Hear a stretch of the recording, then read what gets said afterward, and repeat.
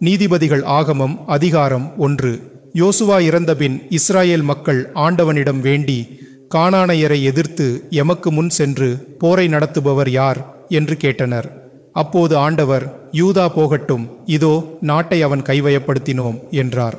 யூதா தன் சகோதரன் சிமியோனிடம், நீ என் பக்கம் இருந்து என்னுடன் கானானையரை எதிர்த்து போர் புரியவா, நானும் உன் பக்கம் இருந்து உன் எதிரிகளை எதிர்ப்பேன் என்றார். அப்படியே சிமியோனும் அவனோடு சென்றான். யூதா படையுடன் செல்லவே கானானையரையும் பெரேனசையரையும் கடவுள் அவனுக்கு கையளித்தார்.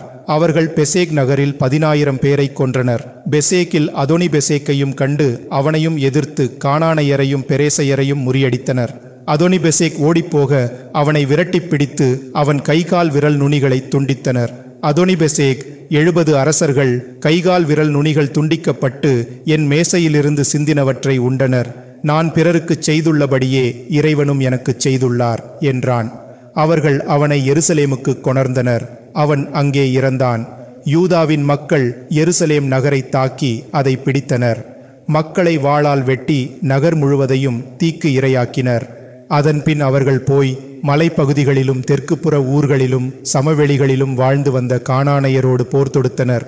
பிறகு பழைய காரியாத் அர்பே என்ற எபிரோனில் வாழ்ந்து வந்த கானானையரை எதிர்த்து சென்று செசாயி, ஐமான், தோல்மாயி என்பவர்களை யூதா வென்றான். அங்கிருந்து புறப்பட்டு காரியச்சேபேர், அதாவது கல்விமாநகர் என்ற பழம்பெயர் கொண்ட தாபிரின் குடிகளை தாக்கினான். அப்போது காலேப் காரியாச்சேபேர் நகரை பிடித்து, அழிப்பவனுக்கு அக்சாம் என்ற என் மகளை மணமுடித்து கொடுப்பேன் என்றான். காலேபின் தம்பி செனேசின் மகன் ஒத்தேனியேல் அந்நகரை பிடிக்கவே அக்சாம் என்ற தன் மகளை காலேப் அவனுக்கு மணமுடித்து வைத்தான். அவள் பயணம் போகையில் அவள் கணவன் அவளை நோக்கி அவள் தந்தையிடம் ஒரு வயல் கேட்கும்படி தூண்டினான். அவள் கழுதை மேலமர்ந்து பெருமூச்சு விட்டபோது காலேப் அவளிடம், என்ன வேண்டும் என்று கேட்டான். அவளோ, எனக்கு உமது நல்லாட்சி வேண்டும், வறண்ட நிலத்தை எனக்கு தந்தீர், நீர்வளமான ஒரு நிலத்தையும் தாரும் என்றாள். காலேப் மேற்புறத்திலும் கீழ்ப்புறத்திலும் இருந்து நீர்வளமுள்ள நிலத்தை அவளுக்கு கொடுத்தான். மோயிசனின் உறவினனான சீனோயியின் மக்கள் யூதாவின் மக்களுடன் பனைமர ஊரிலிருந்து புறப்பட்டு அவனது பங்குக்கு கிடைத்த ஆராத் ஊருக்கு தெற்கேயுள்ள பாலை நிலத்திற்கு வந்து அங்கு குடியேறினர். யூதா தன் சகோதரன் சிமியோனோடு சென்று இருவரும் சேர்ந்து சேபாத் ஊரில் வாழ்ந்த கானானையர் மேல் பாய்ந்து அவர்களை கொன்றனர். அவ்வூருக்கு ஓர்மா அல்லது சாபம் என்ற பெயர் உண்டாயிற்று. அதன் பிறகு யூதா காஜாவையும் அதன் சுற்றுப்புறங்களையும் அஸ்காலோனையும் அக்காரோனையும் அதன் சுற்றெல்லைகளையும் கைப்பற்றினான். ஆண்டவர் தன் பக்கம் இருந்ததால் யூதா மலைநாடுகளை தனதாக்கி கொண்டான். ஆனால் பள்ளத்தாக்குகளில் வாழ்ந்து வந்தோரை அவன் அழிக்க முடியவில்லை. ஏனெனில் நீண்ட வாள் பொருத்தப்பட்ட தேர்கள் பல அவர்களுக்கு இருந்தன. மோயிசன் கட்டளையிட்டபடி காலேபுக்கு எபிரோனை கொடுக்க அவன் அதில் வாழ்ந்த ஏனாக்கின் 3 புதல்வரையும் அழித்தான். பெஞ்சமின் மக்கள் எருசலேமில் வாழ்ந்த ஜெபுசேயரை அழிக்கவில்லை. ஜெபுசேயர் பெஞ்சமின் மக்களோடு எருசலேமில் இன்று வரை வாழ்ந்து வருகிறார்கள். சூசையின் குடும்பமும் பேத்தல் ஊருக்கு சென்றது. ஆண்டவரும் அவர்களோடு இருந்தார். எப்படியென்றால், லூசா என்று முன்பு கூறப்பட்ட நகரை அவர்கள் முற்றுகையிட்ட போது அந்நகரினின்று வெளியேறின ஒரு மனிதனை கண்டு அவனை நோக்கி, நகருக்குள் நுழைய வழிகாட்டினால் உன்னை காப்பாற்றுவோம் என்றனர். அவன் வழி காண்பித்தான். அவர்கள் நகரை வாள்முனைக்கு பலியிட்டனர். ஆனால் அவனையும் அவன் உறவினரையும் ஒன்றும் செய்யவில்லை. அவனோ தப்பியோடு ஏத்திம் நாடு சென்று அங்கு ஒரு நகரை கட்டி எழுப்பி அதற்கு லூசா என்று பெயரும் இட்டான். அது இன்று வரை அப்படியே அழைக்கப்பட்டு வருகிறது. மானோசேயும் பெட்சான் தானாக் நகர்களையும் சிற்றூர்களையும் தோர் ஜேபிலா மகேதோ நகர்குடிகளையும் சிற்றூர்களையும் அழிக்கவில்லை. கானானையரும் அவர்களோடு குடியிருக்கத் தொடங்கினர். இஸ்ராயேலரும் வலிமை பெற்ற பின்னர் அவர்களை தங்களுக்கு கப்பம் கட்டச் செய்தனர். ஆனால் அவர்களை அழிக்கவில்லை. எபிராயீமும் காசேரில் வாழ்ந்த கானானையரை அழிக்காது அவர்களுடன் வாழ்ந்தான். சபுலோன் கேத்ரோன் குடிகளையும் நாலோப் நகரையும் அழிக்கவில்லை. ஆனால் கானானையர் அவனோடு வாழ்ந்து அவனுக்கு கப்பங்கட்டி வந்தனர்.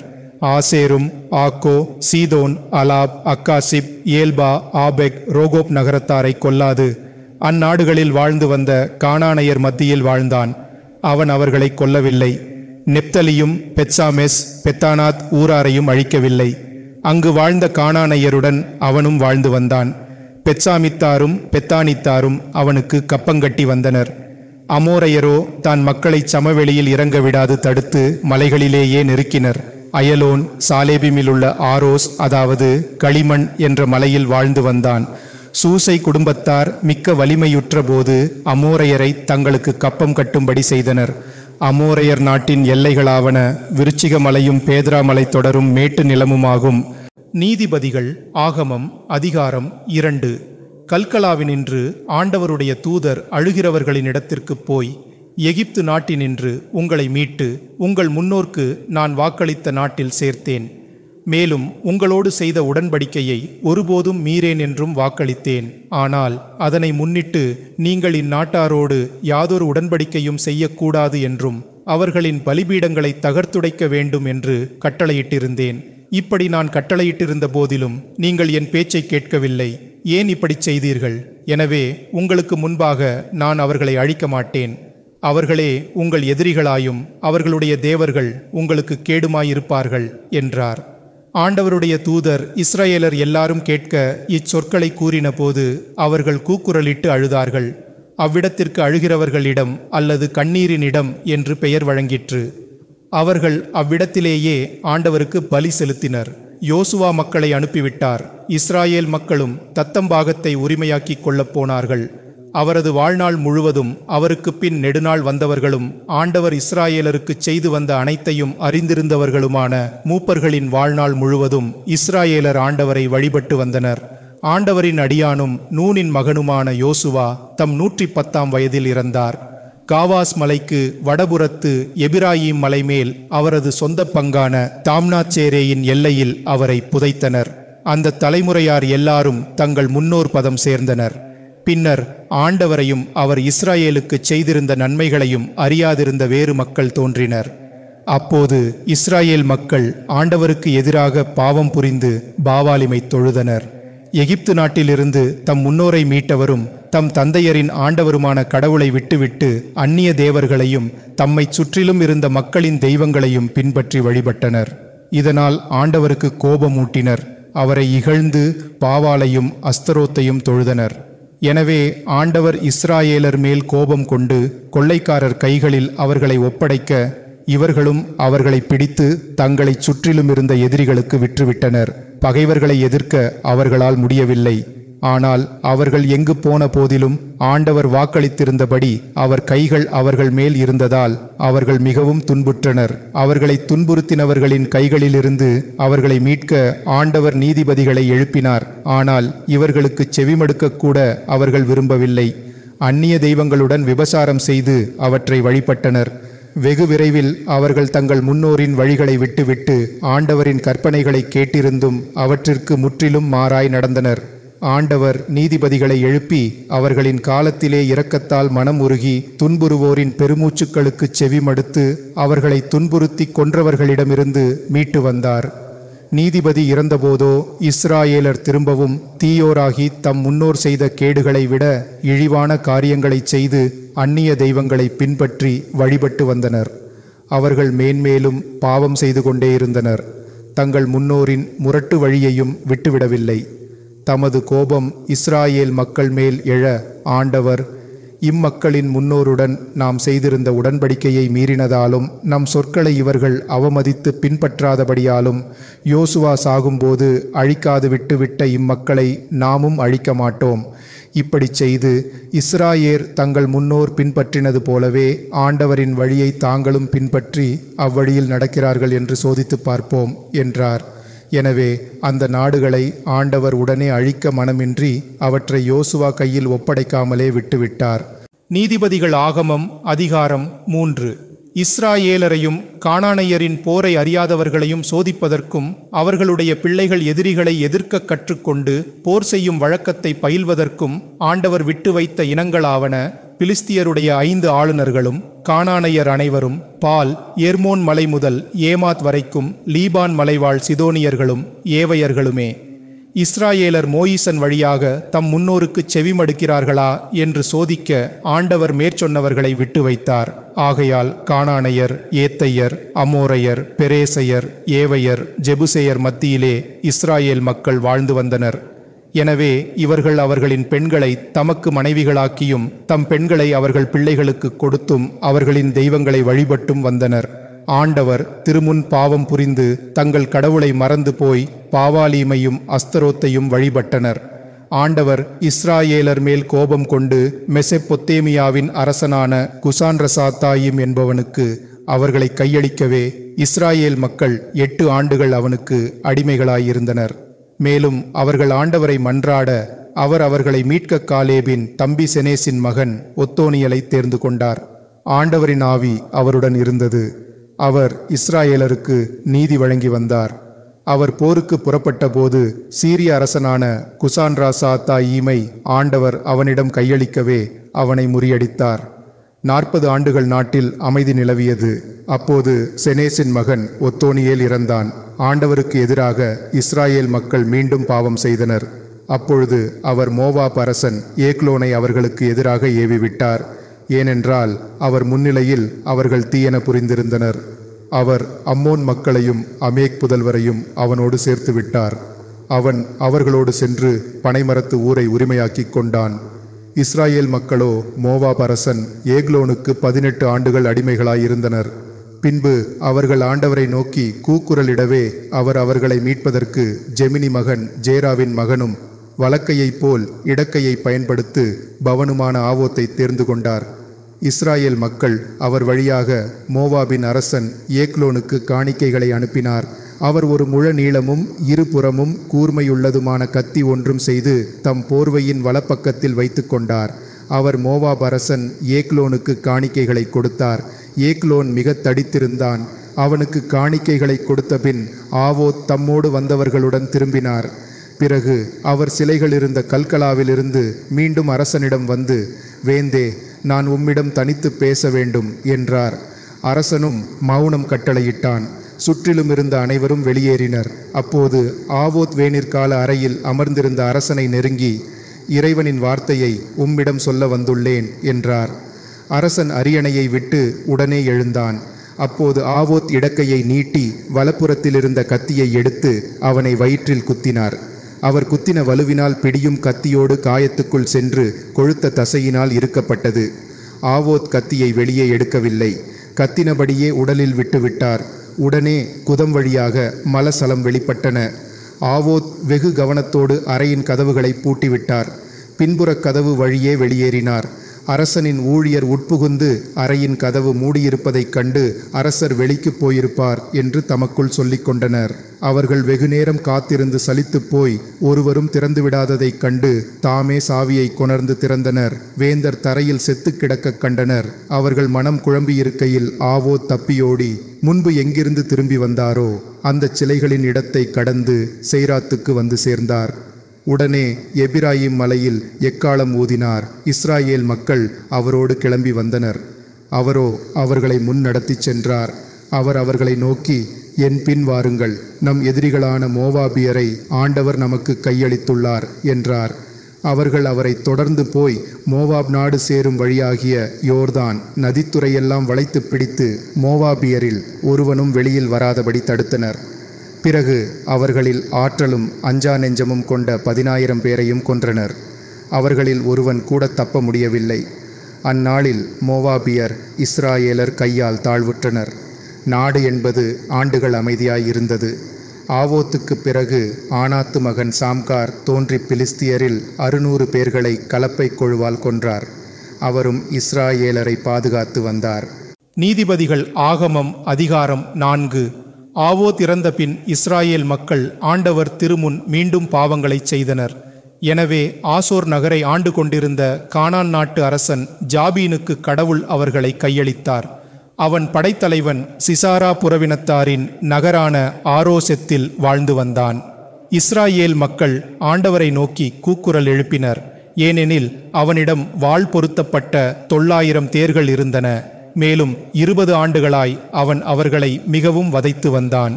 ஈலாபிதோத்தின் மனைவி தெபோரா என்ற இறைவாக்கினள் ஒருத்தி இருந்தாள்.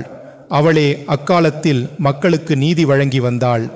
எபிராயிம் மலையில் ராமா, பேத்தல் என்ற ஊர்களுக்கு நடுவில் தன் பெயரையுடைய பனைமரத்தரடியில் அவள் அமர்ந்திருப்பாள். இஸ்ராயேல் மக்கள் தம் எல்லா வழக்குகளையும் தீர்த்து கொள்ள அவளிடம் செல்வர். அவள் அங்கிருந்து கொண்டு நெப்தலியைச் சேர்ந்த கேதஸ் ஊரானாகிய அபினோயனின் மகன் பாராக்கை வரவழைத்து, இஸ்ராயேலின் ஆண்டவராகிய கடவுள் உனக்கு கூறுவதாவது, நீ போய் உன் படையை தாபோர் மலைக்கு நடத்திச் செல். நெப்தலி புதல்வரும் சாபுலோன் புதல்வருமாகிய 10,000 போர் வீரரை உன்னுடன் கூட்டிப்போ. நாம் ஜாபீனின் படைத்தலைவன் சிசாராவையும் அவன் தேர்களையும் படைகள் அனைத்தையும் சிசோன் ஆற்றங்கரை ஓரத்தில் கொணர்ந்து அவற்றை உன் கைவயப்படுத்துவோம் என்கிறார் என்று கூறினாள். அப்போது பாராக், நீயும் என்னோடு வந்தால் போகிறேன், இல்லையேல் நான் போக மாட்டேன் என்றான். அவளோ அவனிடம், நான் உன்னோடு வரத் தடையில்லை, நான் வந்தால் வெற்றியின் மேன்மை உன்னை சாராது, ஏனெனில் சிசாரா பெண் ஒருத்தியால் காட்டிக் கொடுக்கப்படுவான் என்றாள். எனவே தெபோரா எழுந்து பாராக்கோடு கேதஸ் ஊருக்குச் சென்றாள். அவனோ சாபுலோனையும் நெப்தலியையும் வரவழைத்து தேபோராவின் துணையுடன் 10,000 வீரரோடு புறப்பட்டுச் சென்றான். சினேயனான ஆபேர் வெகு காலத்துக்கு முன்பே மோயிசனின் உறவினன் ஓபாபின் புதல்வரான மற்ற சினேயரை பிரிந்து சென்னிம் பள்ளத்தாக்கு வரை கூடாரங்களை அடித்து கேதஸ் ஊருக்கு அருகில் வாழ்ந்து வந்தான். அபினோயனின் மகன் பாராக் தபோர் மலையில் ஏறினான் என்று சிசாராவுக்கு அறிவிக்கப்பட்ட போது அவன் வாள் பொருத்தப்பட்ட 900 தேர்களையும் புறவினத்தாருடைய அரோசெத் நகரின் எல்லா படைகளையும் திரட்டிக்கொண்டு சிசோன் ஆற்றின் அருகே வந்தான். அப்போது தெபோரா பாராக்கை நோக்கி, எழுந்திரு, இன்றே சிசாராவை ஆண்டவர் உன் கையில் ஒப்படைத்தார், இதோ அவரே உன் வழிகாட்டி என்றாள். எனவே பாராக்கும் அவனோடு இருந்த 10,000 வீரரும் தாபோர் மலையிலிருந்து இறங்கினார். ஆண்டவர் சிசாராவையும் அவனது தேர் சேனைகள் அனைத்தையும் பாராக் முன்னிலையில் வாள்முனையில் அச்சுறுத்தினார். இதை கண்ட சிசாரா தேரிலிருந்து குதித்து ஓட்டம் பிடித்தான். பாராக் தப்பியோடும் தேர்களையும் சேனைகளையும் அரோசெத் வரை துரத்திச் செல்ல எதிரிகளின் சேனைகள் எல்லாம் அழிந்தன. சிசாராவோ சினேயனான ஆபேரின் மனைவி சாகேலின் கூடாரத்திற்கு ஓடி வந்தான். ஏனெனில் ஆசோர் அரசன் ஜாபினும் சினேயனான ஆபேரும் அப்போது தங்களுக்குள் சமாதானமாயிருந்தனர். எனவே சாகேல் வெளியே வந்து சிசாராவை நோக்கி, என் மன்னரே வாரும், என் கூடாரத்தினுள் வாரும், அஞ்சாதீர் என்றாள். அவன் கூடாரத்திற்குள் நுழைந்தான். அவளும் போர்வையால் அவனை மூடினாள். அவன் அவளை நோக்கி, எனக்கு மிகவும் தாகமாயுள்ளது, தயவு செய்து கொஞ்சம் தண்ணீர் கொடு என்றான். அவள் பால் அடங்கிய தோல் பையை திறந்து அவனுக்கு குடிக்க கொடுத்து மீண்டும் அவனை மூடினாள். சிசாரா அவளை நோக்கி, நீ கூடார வாயிலில் நின்று கொண்டு இங்கு எவனாவது இருக்கிறானா என்று யாராவது கேட்டால் எவனும் இல்லை என்று பதிலுரை என்றான். ஆபேரின் மனைவி சாகேல் கூடாரத்தின் ஆணி ஒன்றையும் சுத்தியலையும் எடுத்துக்கொண்டு ஓசைப்படாது நுழைந்து சிசாராவின் கன்னப்பொட்டில் ஆணியை வைத்து சுத்தியால் அடித்தாள். அது அவன் மூளையை துளைத்து கொண்டு தரைவரை சென்றது. அவனது தூக்கம் சாவு தூக்கமாக முடிந்தது. சிசாராவை துரத்தின பாராக் அப்போது அங்கு வர சாகேல் அவனை எதிர்கொண்டழைத்து, வாரும், நீர் தேடும் ஆளை உமக்கு காண்பிக்கிறேன் என்றாள். அவன் நுழைந்து இறந்துபட்ட சிசாராவையும் கன்னப்பொட்டில் அறையப்பட்டிருந்த ஆணியையும் கண்டான். இவ்வாறு கடவுள் அந்நாளில் இஸ்ராயேல் மக்கள் முன்பாக கானான் அரசன் ஜாபினை தாழ்த்தினார். அவர்கள் நாளுக்கு நாள் வலிமையுற்று கானான் அரசன் ஜாபினை அழித்து தீரும் வரை அவனை அடக்கி ஆண்டனர். நீதிபதிகள் ஆகமம் அதிகாரம் 5. அந்நாளில் தெபோராவும் அபினேயன் மகன் பாராக்கும் பாடின பாடலாவது, இஸ்ராயேல் மக்களுக்காக உங்கள் உயிரையே முழுமனத்தோடு கையளித்தவர்களே, ஆண்டவரை வாழ்த்துங்கள். மன்னர்களே கேளுங்கள், மக்கட் தலைவர்களே செவி கொடுங்கள். நானே ஆண்டவரை புகழ்வேன், இஸ்ராயேலின் ஆண்டவராகிய கடவுளை போற்றுவேன். ஆண்டவரே, நீர் செயீரினின்று புறப்பட்டு ஏதோம் நாட்டை கடந்தபோது நிலம் அதிர்ந்தது, விண்ணும் மேகங்களும் நீரைச் சொரிந்தன. ஆண்டவர் முன்னிலையில் மலைகள் இளகின. இஸ்ராயேலின் ஆண்டவராகிய கடவுளைக் கண்டு சீனாய் கூட இளகிற்று. ஆனாத் புதல்வன் சாம்காரின் காலத்திலும் சாகேல் காலத்திலும் பாதைகள் ஆள் நடமாற்றமின்றி கிடந்தன. அதில் வழி நடந்தவரோ வேறு வழிகளில் சென்றனர். இஸ்ராயேலுக்கு தாயாக தெபோரா எழும் வரை இருந்த சிலரும் வாளாயிருந்தனர். புதுப்போர்களை ஆண்டவர் தேர்ந்து கொண்டார். எதிரிகளின் கோட்டை வாயில்களை தகர்த்தெறிந்தார். ஆனால் இஸ்ராயேலின் 40,000 படைவீரரிடம் கேடயமோ ஈட்டியோ காணப்படவில்லை. என் இதயமோ இஸ்ராயேலின் தலைவர்களுக்கே அன்பு செய்கின்றது. உங்களையே ஆபத்துக்கு விரும்பி கையளித்தோரே, ஆண்டவரை புகழுங்கள். கொழுத்த கழுதைகள் மேல் சவாரி செய்வோரே, நீதிமன்றத்தில் அமர்வோரே, வழிப்பயணிகளே, அவரை போற்றுவீர். தேர்கள் மோதியுடைந்து எதிரியின் படைகள் நசுக்கப்பட்ட இடங்களில் ஆண்டவருடைய நீதியும் இஸ்ராயேல் வீரர் மேல் அவருக்குள்ள கருணையும் பறைசாற்றப்படும். அப்போது ஆண்டவரின் மக்கள் வாயில்களுக்குச் சென்று அரசை கைப்பற்றினர். எழுந்திரு தெபோரா, எழுந்திரு, எழுந்து பாமாலை பாடு. பாராக், எழுந்திரு, அபினோயனின் மகனே, கைதிகளை நீயே கொண்டு போ. எஞ்சிய மக்கள் காப்பாற்றப்பட்டனர். ஆண்டவரே வலியோர் பக்கம் நின்று போர் புரிந்தார். எபிராயிமின் வழிவந்தோரை கொண்டு அவர் அமலேக்கை முறியடித்தார். பிறகு பெஞ்சமினரை கொண்டு, ஓ அமலேக்கே, உன் மக்களை வென்றார். மாக்கீர், சாபுலேனிலிருந்து தலைவர்கள் புறப்பட்டு படையை போர்க்களம் நடத்திச் சென்றனர். ஈசாக்காரின் படைத்தலைவர்கள் தெபோராவோடு இருந்தனர். படுகுழியில் விழுவது போல் ஆபத்தை தேடின பாராக்கை பின்தொடர்ந்தனர். ஆனால் ரூபனின் பிரிவினையால் பெருமக்களிடையே பிளவு உண்டானது. மந்தைகளின் அலறலை கேட்பதற்காகவா ஈரெல்லைகள் நடுவில் வாழ்கின்றாய்? ரூபனின் பிரிவினையால் பெருமக்களிடையே பிளவு உண்டானது. காலாத் யோர்தான் நதிக்கப்பால் வீணாய் காலம் கழித்தான். தான் கப்பல்களில் தன் நேரத்தை செலவழித்தான். ஆசேரோ கடற்கரை ஓரங்களில் வாழ்ந்து துறைமுகங்களில் தங்கியிருந்தான். சாபுலோனும் நெப்தலியும் மெரோமே நாட்டில் தம்மை சாவுக்கு கையளித்தனர். அரசர்கள் வந்து போரிட்டனர். கானானைய அரசர்கள் மாகேதோ நீர்த்துறை அருகே தானாக்கில் போரிட்டனர். ஆனால் அவர்கள் எதையும் கொள்ளையடிக்கவில்லை. ஏனெனில் வானத்தினின்று அவர்களுக்கு எதிராய் போர் செய்யப்பட்டது. விண்மீன்கள் தத்தம் வரிசையிலும் ஓட்டத்திலும் நின்று சிசாராவை எதிர்த்தன. சிசோன் நதி அவர்களுடைய சவங்களை அடித்துச் சென்றது. கதுமிம் நதியும் சிசோன் நதியும் அவ்வாறே செய்தன. என் ஆன்மாவே, வலியோரை மிதித்துத் தள்ளு. அப்பொழுது எதிரிகளில் வலுவுள்ளவர்கள் ஓடிய வேகத்தினாலும் பள்ளங்களில் பாய்ந்த விரைவாலும் அவர்களுடைய குதிரைகளின் குளம்புகள் பிளந்து போயின. ஆண்டவரின் தூதர், மேரோஸ் நாட்டை சபியுங்கள், அந்நாட்டுக் குடிகளை சபியுங்கள். ஏனெனில் அவர்கள் ஆண்டவருடைய மக்களுக்கு உதவி செய்யவும் அவர் வீரருக்கு துணை புரியவும் வரவில்லை என்றார். பெண்களில் சினேயனான ஆபேரின் மனைவி சாகேல் பேறு பெற்றவள். அவள் தன் கூடாரத்தில் ஆசீர்வதிக்கப்படுவாளாக. அவள் தண்ணீர் கேட்டவனுக்கு பாலை கொடுத்தாள். மக்கட் தலைவர்கள் உண்ணும் கோப்பையில் தயிர் கொணர்ந்தாள். இடக்கையில் ஆணியை தாங்கி வலக்கையால் தொழிலாளியின் சுத்தியலை ஓங்கிச் சிசாராவின் தலையில் ஆணி இறங்குமிடம் அறிந்து கன்னப்பொட்டில் அடித்தாள். அவன் அவளது காலடியில் வீழ்ந்தான், வலுவிழந்தான், இறந்தான். அவளுடைய கால்கள் முன்பாக உருண்டு புரண்டு உயிரிழந்து இறங்கத்தக்க நிலையில் கிடந்தான்.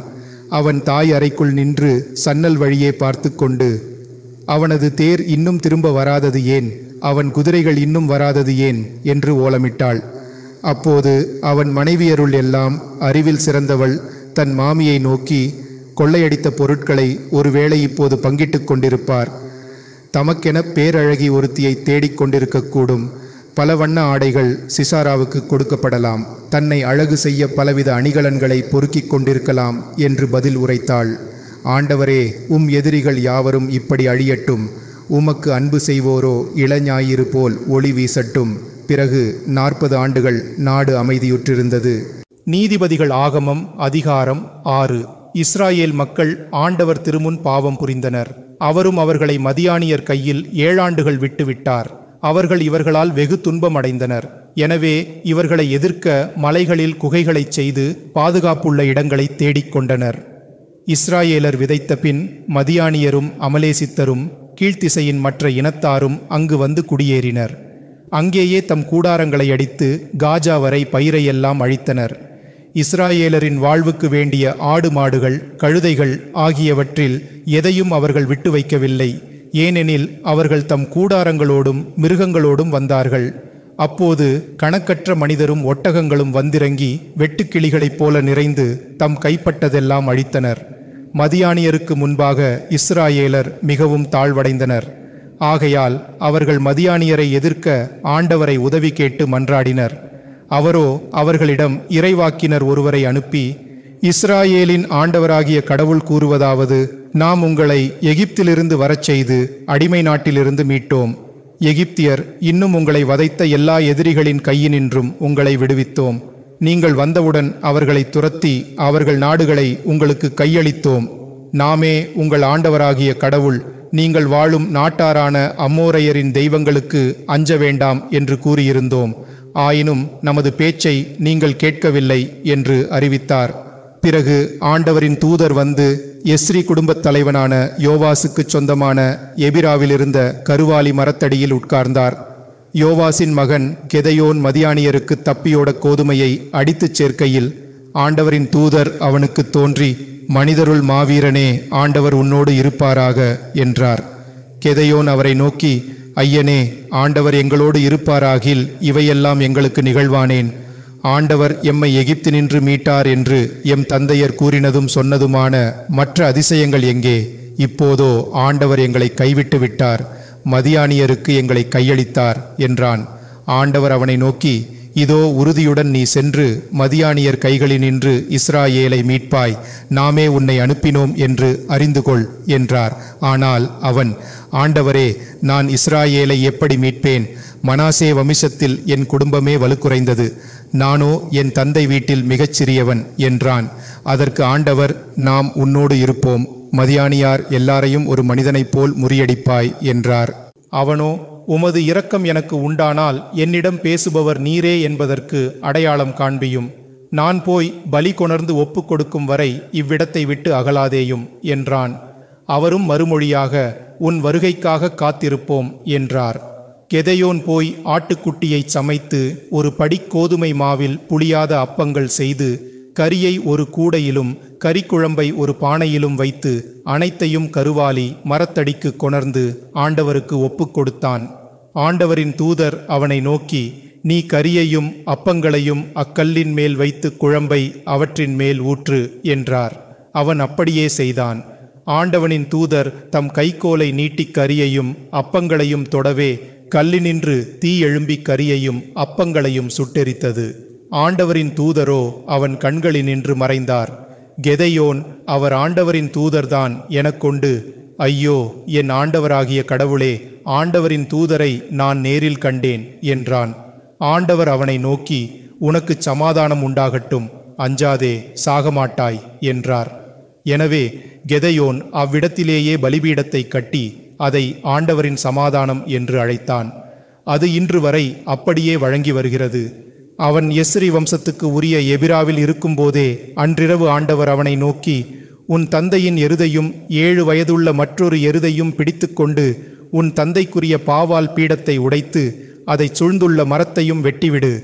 முன் நீ பலியிட்ட இக்கல்லின் உச்சியில் உன் ஆண்டவராகிய கடவுளுக்கு ஒரு பலிபீடத்தை கட்டி, 2வது எருதை கொணர்ந்து தோப்பில் நீ வெட்டும் விறகுகளை அடுக்கி அதன் மேல் தகன பலியிடு என்றார். ஆகவே கெதையோன் தன் ஊழியரில் 10 பேரை அழைத்து ஆண்டவர் தனக்கு சொன்னபடி செய்தான். ஆனால் தன் தந்தை வீட்டாருக்கும் அந்நகர மனிதருக்கும் அஞ்சி பகலில் ஒன்றும் செய்யாது இரவில் அதை செய்து முடித்தான். மறுநாள் காலையில் அந்நகர மனிதர் எழுந்தபோது பாவால் பீடம் அழிந்து மரம் வெட்டப்பட்டிருக்க கண்டனர். அப்பொழுது கட்டப்பட்டிருந்த பீடத்தின் மேல் மற்றொரு எருது வைக்கப்பட்டிருந்தையும் கண்டனர். அப்போது அவர்கள் ஒருவரிடம், இப்படி செய்தவன் யார் என்றார்கள். இச்செயலை செய்தவன் யார் என்று கேட்டபோது, யோவாசின் மகனான கெதையோன்தான் இவற்றையெல்லாம் செய்தான் என்று சொல்லப்பட்டது. அப்போது அவர்கள் யோவாசை நோக்கி, உன் மகனை இவ்விடம் கொண்டு வா, அவன் சாக வேண்டும், ஏனெனில் அவன் பாவால் பீடத்தை அழித்து விட்டான், தோப்பு மரங்களையும் வெட்டிவிட்டான் என்றனர். அதற்கு அவன், பாவாலுக்காகச் சண்டையிட்டு அவன் பழி தீர்ப்பவர் நீங்களோ? அவனுக்கு எதிரியாயிருப்பவன் நாளை விடியுமுன் சாகட்டும். பாவால் ஒரு தெய்வமானால் அவனே பீடத்தை அழித்தவனை பழிவாங்கட்டும் என்றான். பாவாலே தன் பீடத்தை அழித்தவனை பழிவாங்கட்டும் என்று யோவாசு கூறினதால் அன்று முதல் கெதையோன் ஜேரோபாவால் என்று அழைக்கப்பட்டான். ஆகவே மதியானியரும் அமலேசித்தரும் கீழை நாட்டார் அனைவரும் ஒன்று கூடினார்கள். யோர்தான் நதியை கடந்து ஜெஸ்ராயேல் பள்ளத்தாக்கில் பாளையம் இறங்கினர். அப்போது கெதையோன் ஆண்டவரால் ஏவப்பட்டு எக்காலம் ஊதி அபியேசர் குடும்பம் தன்னை பின்பற்றி வர அழைத்தான். மனாசே வம்சத்தார் எல்லாருக்கும் தூதர்களை அனுப்ப அவர்களும் அவனை பின்பற்றினார். வேறு தூதர் ஆசேர், சாபுலோன், நெப்தலியிடம் செல்லவே அவர்களும் வந்து சேர்ந்தனர். அப்போது கெதையோன் கடவுளை நோக்கி, நீர் சொன்னபடி என்னை கொண்டு இஸ்ராயேலரை மீட்பாரானால் நான் இந்த ஆட்டு மயிரை களத்தில் போடுவேன். பனிமயிரிலே மட்டும் பெய்து பூமியெல்லாம் ஈரமில்லாதிருக்குமானால் நீர் சொன்னபடி இஸ்ராயேலை என் கையால் மீட்பேன் என்று அறிந்து கொள்வேன் என்றான். அவ்வாறே நடந்தது. அவன் இரவில் எழுந்திருந்து மயிரை பிழிந்து ஒரு சட்டி நிறைய பனியை நிரப்பினான். மறுபடி கெதையோன் கடவுளை நோக்கி, ஆட்டு மயிரை கொண்டு இன்னும் ஒரு அடையாளம் கேட்க துணிவேனேயானால் ஆண்டவரே, நீர் என்மேல் கோபம் கொள்ளாதீர். மயிர் மட்டும் காய்ந்திருக்கவும் பூமி எங்கும் பனியால் நனைந்திருக்கவும் மன்றாடுகிறேன் என்றான். அன்றிரவு அவன் கேட்டபடியே கடவுள் செய்தார். ஆட்டு மயிர் காய்ந்திருக்க தரையில் மட்டும் பனி விழுந்திருந்தது. நீதிபதிகள் ஆகமம் அதிகாரம் 7. ஆகவே கெதையோன் என்ற ஜெரோபாவால் இரவில் எழுந்து தன்னோடிருந்த எல்லா மக்களோடும் ஆராத் நீரூற்றோரம் வந்தான்.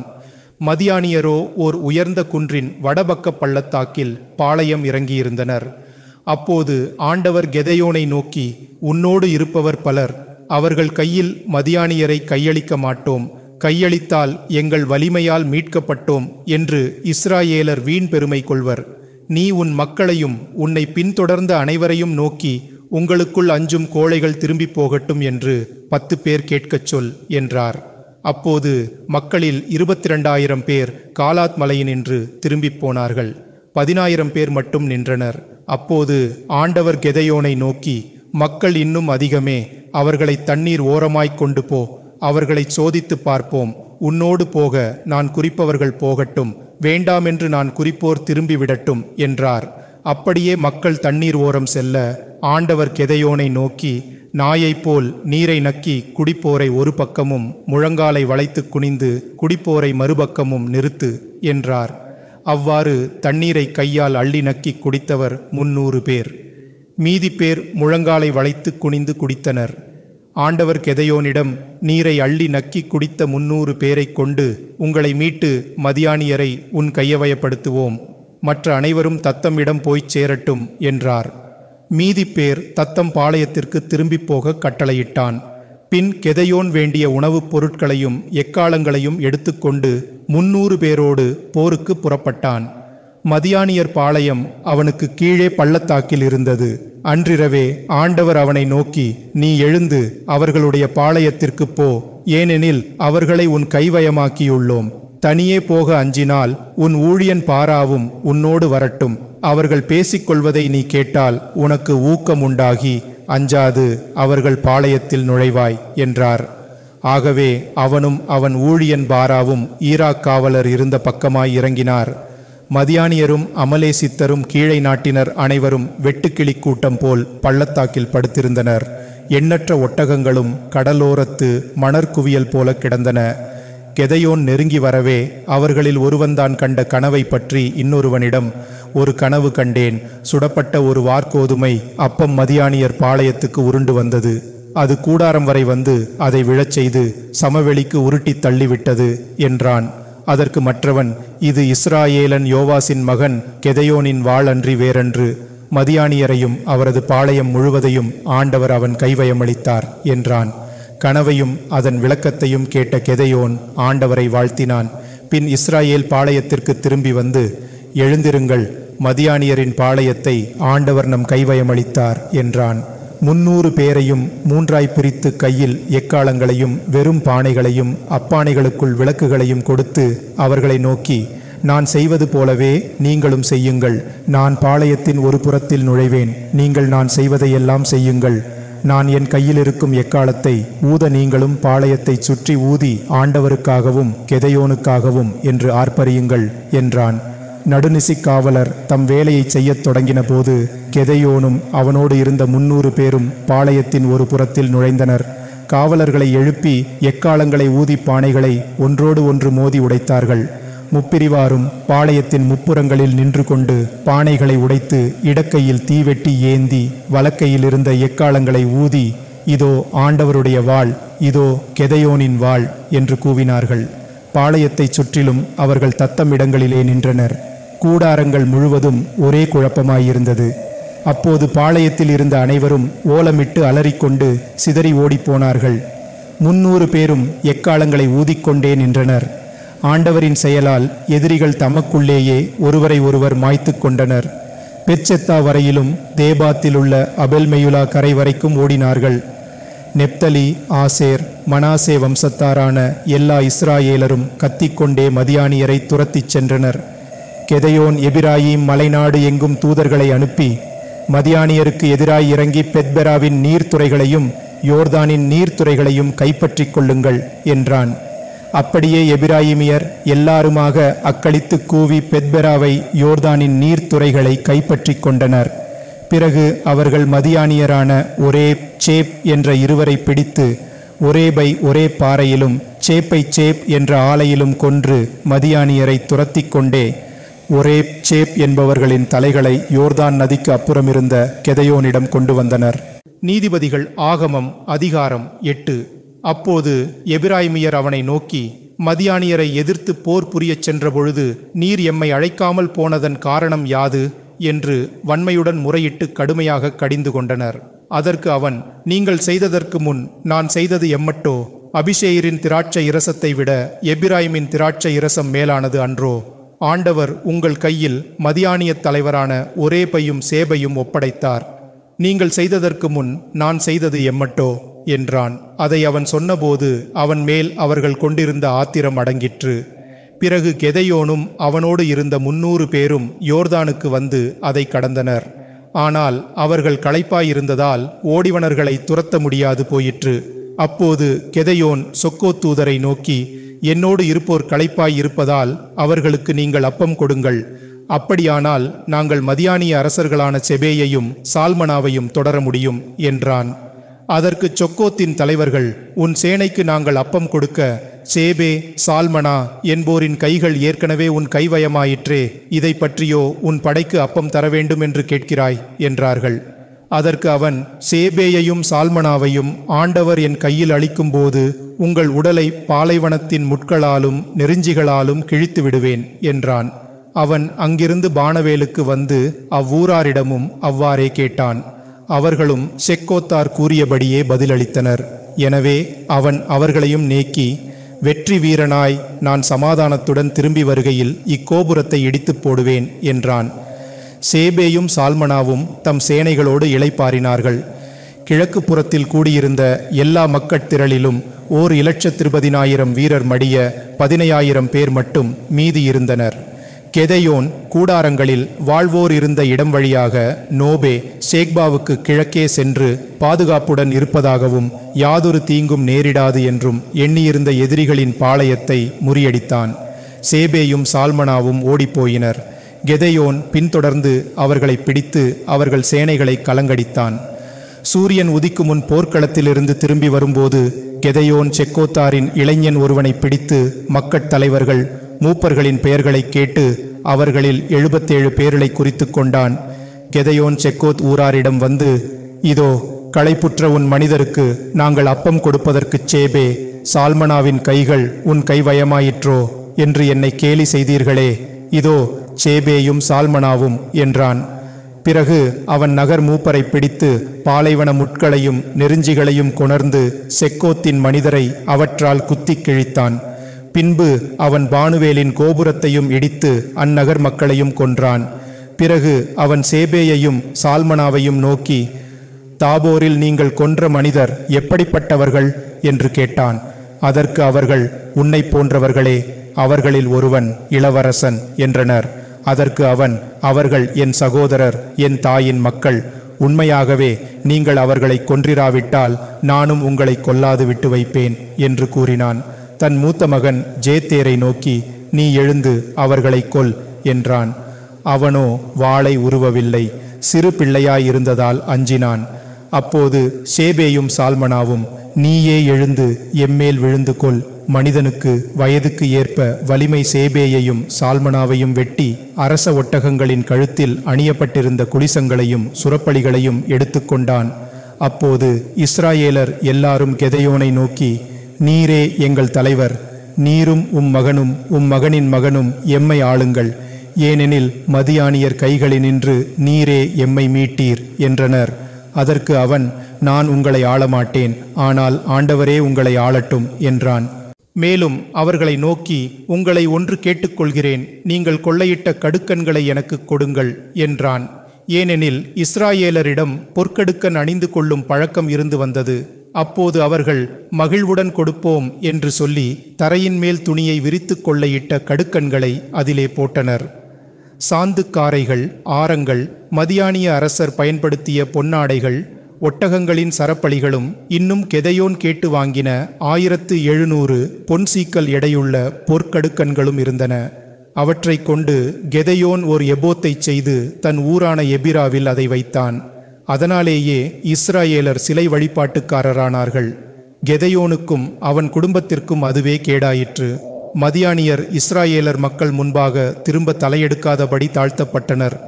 கெதையோன் ஆண்டபோது நாடு 40 ஆண்டு அமைதியுற்றிருந்து யோவாசின் மகன் ஜெரோபாவால் தன் வீடு சென்று அங்கே வாழ்ந்து வந்தான். அவனுக்கு பல மனைவியர் இருந்ததால் அவனுக்கு பிறந்தோர் 70 பேர். சிக்கேமிலிருந்து அவன் வைப்பாட்டியும் அவனுக்கு அபிலமேக் என்ற மகனை பெற்றாள்.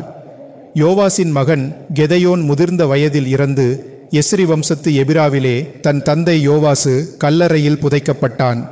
கெதையோன் இறந்த பின் இஸ்ராயேல் மக்கள் மீண்டும் தவறி பாவாலை வழிபட்டனர். பாவாலே தம் கடவுள் என்று அவர்கள் அவனுடன் உடன்படிக்கை செய்து கொண்டனர். தங்களை சூழ்ந்திருந்த எல்லா எதிரிகளின் கையினின்றும் தங்களை மீட்ட ஆண்டவரை அவர்கள் மறந்தார்கள். ஜெரோபாவால் என்ற கெதேயோன் இஸ்ராயேலுக்கு செய்து வந்த நன்மைகளுக்கு தக்கபடி அவனுடைய வீட்டாருக்கு அவர்கள் கருணை காட்டவில்லை. நீதிபதிகள் ஆகமம் அதிகாரம் 9.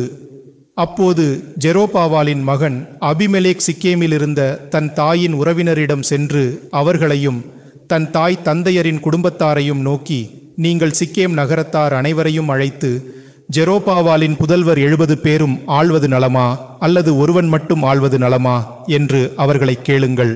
நான் உங்களின் எலும்பும் தசையுமானவன் என்பதை நினைத்துக் கொள்வீர் என்றான்.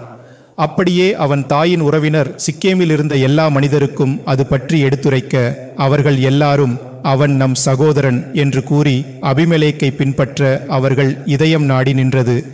எனவே அவர்கள் பாவால் பெரித்கோயிலிருந்து 70 வெள்ளிக்காசை எடுத்து அவனுக்கு கொடுத்தனர். அதை கொண்டு அபிமெலேக் ஏழைகளையும் நாடோடிகளையும் வேலைக்கு அமர்த்தினான். அவர்களும் அவனை பின்பற்றினர். எபிராவில் உள்ள தன் தந்தை வீட்டுக்கு அவன் போய் தன் சகோதரரான ஜெரோபாவாலின் மக்கள் 70 பேரையும் ஒரே பாறையின் மேல் கொன்றான். அனைவரிலும் இளையவனான ஜெரோபாவாலின் மகன் யோவாத்தாம் மட்டும் தப்பி ஒளிந்து கொண்டான். சிக்கேமில் இருந்த எல்லா மனிதரும் மெக்லோ நகரின் எல்லா குடும்பங்களும் சிக்கேமில் இருந்த கருவாலி மரத்தடியில் ஒன்று கூடி அபிமெலேக்கை தம் அரசனாக்கினர். யோவாத்தாமுக்கு இச்செய்தி எட்டவே அவன் கரிசிம் மலையுச்சிக்கு போய் தனது குரலை உயர்த்தி கூக்குரலிட்டு, சிக்கேம் மனிதரே, கடவுள் உங்களுக்கு செவிமடுக்கிறது போல நீங்களும் எனக்கு செவி கொடுங்கள்.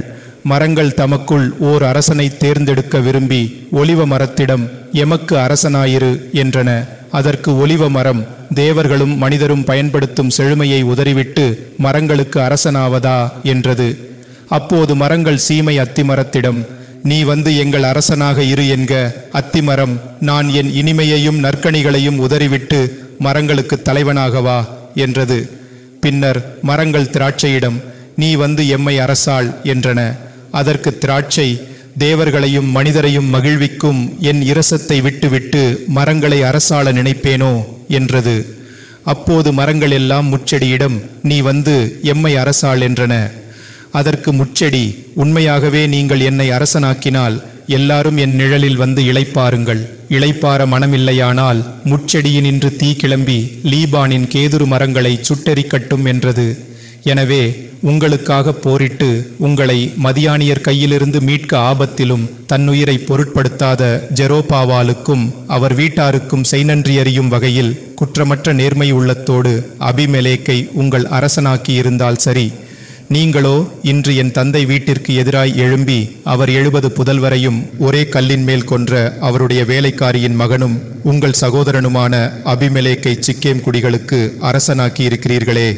எனவே ஜெரோபாவாலுக்கும் அவர் வீட்டாருக்கும் குற்றமற்ற வகையில் நேர்மையோடு நீங்கள் நடந்திருந்தால் அபிமெலேக்கை பற்றி மகிழுங்கள், அவனும் உங்களை பற்றி மகிழட்டும்.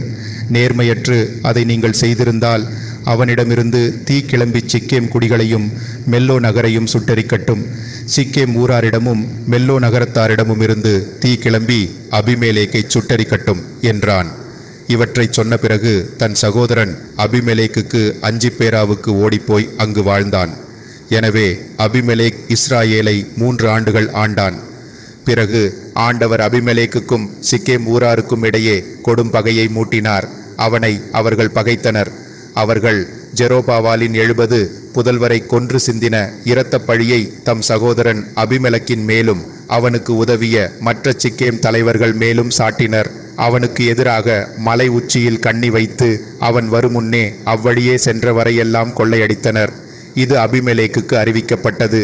அதற்குள் ஒபேத் மகன் காவால் தன் சகோதரரோடு சிக்கேமுக்கு வந்தான்.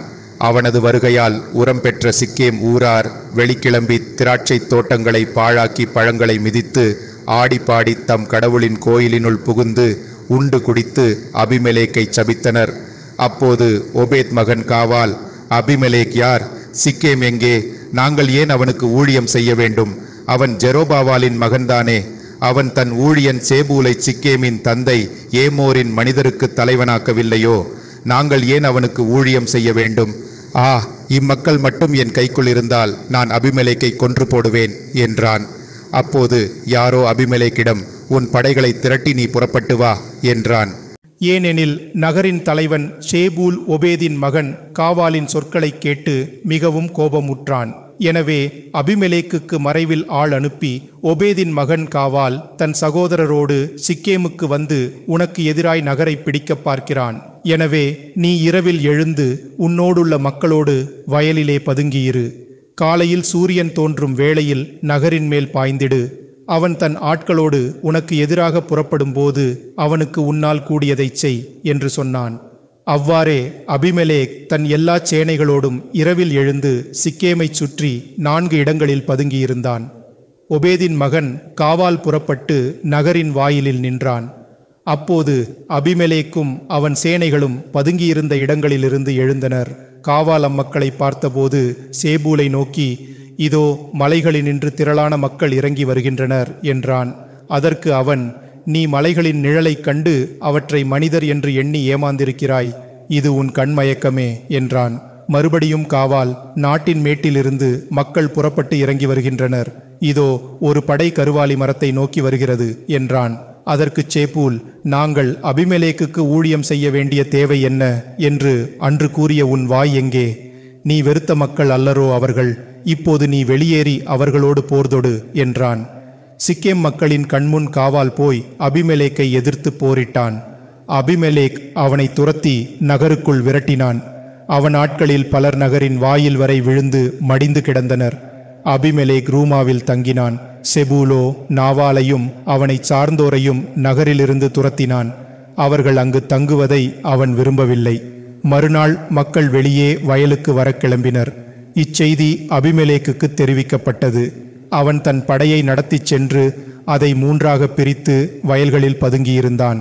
மக்கள் நகருக்கு வெளியே வந்தபோது அபிமெலேக் எழுந்து அவர்கள் மேல் பாய்ந்தான். தன் படையை கொண்டு நகரை தாக்கி முற்றுகையிட்டான். வேறிரு படைகளும் அங்குமிங்கும் ஓடின, எதிரிகளை துரத்திச் சென்றன.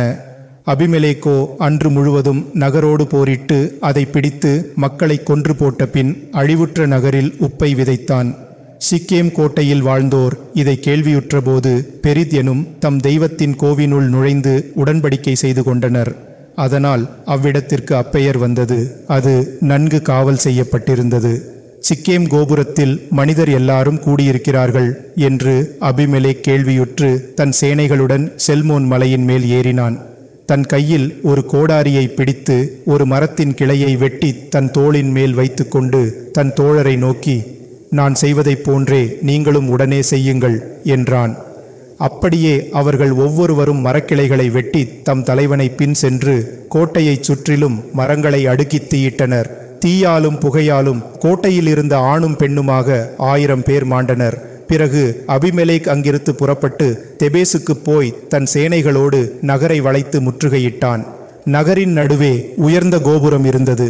ஆண்களும் பெண்களும் மக்கட் தலைவர்களும் அதற்குள் ஓடிப்போய் கதவுகளை இறுக்கி அடைத்துவிட்டு கோபுரத்தின் மேல் ஏறி அதன் உச்சிக்குச் சென்றனர். அபிமெலேக் கோபுரத்தின் அருகில் வந்து கொடும் போர் புரிந்தான். கதவை நெருங்கி அதை சுட்டெரிக்க முயன்றான். அந்நேரத்தில் ஒரு பெண் ஓர் எந்திர கல்லின் துண்டை அபிமெலேக்கின் மேல் போட்டு அவன் மண்டையை உடைத்தாள். அவன் உடனே தன் பரிசையனை கூப்பிட்டு, ஒரு பெண்ணால் கொலையுண்டேன் என்று மக்கள் கூறாதபடிக்கு நீ உன் வாளை உருவி என்னை வெட்டிவிடு என்றான். அவனும் தனக்கிட்ட கட்டளையை நிறைவேற்றும் வகையில் அவனை கொன்றான். அபிமெலேக் இறந்தபின் அவனுடன் இருந்த எல்லா இஸ்ராயேலரும் தத்தமிடங்களுக்கு திரும்பினர்.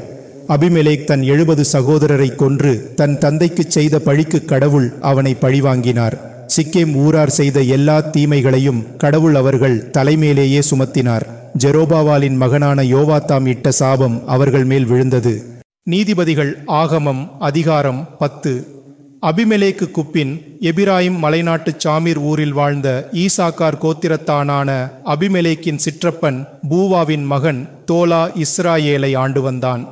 அவன் 23 ஆண்டுகள் இஸ்ராயேலுக்கு நீதி வழங்கின பிறகு இறந்து சாமிரில் புதைக்கப்பட்டான். இவனுக்கு பின் காலாதியனான யாயிர் தோன்றி 22 ஆண்டுகள் இஸ்ராயேலுக்கு நீதிபதியாயிருந்தார். அவருக்கு 30 புதல்வர் இருந்தனர். இவர்கள் 30 கழுதை குட்டிகளின் மேல் அமர்ந்து 30 நகர்களுக்கு தலைமை வகித்து வந்தனர். எனவே அந்நகரங்கள் காலாதில் இதுவரை யாயிர் நகர்கள் என்று பொருள்படும் ஆவோத் யாயிர் என்று அழைக்கப்படுகின்றன. யாயிர் இறக்கவே காமோன் என்ற இடத்தில் புதைக்கப்பட்டார். இஸ்ராயேல் மக்களோ பழைய பாவங்களுடன் புதிதாய் பாவங்களை செய்து ஆண்டவர் திருமுன் பழிகாரராகி பாவால் அஸ்தரோத்தின் சிலைகளையும் சீரியா, சீதோன், மோவாப் நாட்டுத் தேவர்கள், அம்மோன் புதல்வரின் தேவர்கள், இன்னும் பிலிஸ்தியரின் தேவர்களையும் வழிபட்டனர். ஆண்டவரை அவர்கள் வழிபடாமல் கைவிட்டனர். ஆண்டவர் அவர்கள் மேல் கோபமுற்று அவர்களை பிலிஸ்தியருக்கும் அம்மோன் புதல்வருக்கும் கையளித்தார். யோர்தானுக்கு அப்புறத்து காலாதில் உள்ள அமோரையர் நாட்டில் இருந்தோர் எல்லாரும் 18 ஆண்டுகள் மிகவும் ஒடுக்கித் துன்புறுத்தப்பட்டனர். ஏனெனில் அம்மோன் புதல்வர் யோர்தானை கடந்து யூதா, பெஞ்சமின், எபிராயிம் கோத்திரங்களோடு போரிட்டு அவர்கள் நாட்டை பாழாக்கினர். எனவே இஸ்ராயேலர் மிகவும் துன்புற்றனர். ஆகையால் ஆண்டவரை நோக்கி, எங்கள் ஆண்டவராகிய கடவுளை நாங்கள் கைவிட்டு பாவாலை வழிபட்டதால் பாவிகளானோம் என்று கதறி அழுதனர். ஆண்டவர் அவர்களை நோக்கி, எகிப்தியரும் அமோரையரும் அம்மோன் புதல்வரும் பிலிஸ்தியரும் சீதோனியரும் அமலேக்கியரும் கானானையரும் உங்களை துன்புறுத்த நீங்கள் நம்மை நோக்கி முறையிட்ட போது நாம் உங்களை அவர்கள் கையிலிருந்து மீட்கவில்லையா? அப்படி மீட்டும் நீங்கள் நம்மை கைவிட்டு அந்நிய தேவர்களை வழிபட்டீர்கள். எனவே இனிமேல் உங்களை மீட்க மாட்டோம். நீங்களே தேர்ந்து கொண்ட தேவர்களிடம் போய் மன்றாடுங்கள். இக்கட்டு வேளையில் அவர்களே உங்களை மீட்கட்டும் என்றார். இஸ்ராயேல் மக்கள் ஆண்டவரை நோக்கி, பாவிகளானோம், உமது திருவுளப்படியே எம்மை தண்டியும், இந்த ஒரு முறை மட்டும் எம்மை மீட்டருளும் என்று மன்றாடினர். அந்நிய தேவர்களின் எல்லா சிலைகளையும் தங்கள் எல்லைக்கு அப்பால் எரிந்துவிட்டு தங்கள் ஆண்டவராகிய கடவுளை வழிபட்டனர். அப்போது அவர் இஸ்ராயேலின் இழிநிலை கண்டு இறங்கினார். பின்னர் அம்மோன் புதல்வர் அர்ப்பரித்து காலாத் நாட்டில் கூடாரங்களை அடித்தனர். அவர்களுக்கு எதிராக இஸ்ராயேல் மக்கள் ஒன்றாய்க்கூடி மாஸ்பாவிலே பாளையம் இறங்கினர். அப்போது காலாத்தின் மக்கட் தலைவர்கள், அம்மோன் புதல்வரை நமக்குள் முதல் எதிர்க்கத் தொடங்குபவனே காலாத் மக்களின் தலைவன் ஆகட்டும் என்று ஒருவரிடம் கூறினர். நீதிபதிகள் ஆகமம் அதிகாரம் 11. அக்காலத்தில் காலாத்தியனான ஜெப்தே வன்மை மிக்க போர் வீரனாயிருந்தான். அவன் காலாத்துக்கு ஒரு விலைமாதின் வயிற்றில் பிறந்தவன். காலாத்துக்கு ஒரு மனைவி இருந்தாள். அவள் மூலம் அவனுக்கு புதல்வர் இருந்தனர். இவர்கள் வளர்ந்த பின் ஜெப்தேயை நோக்கி, நீ வேறொரு தாய்க்கு பிறந்தவன், தந்தை வீட்டில் உனக்கு உரிமை இல்லை என்று கூறி அவனை துரத்திவிட்டனர்.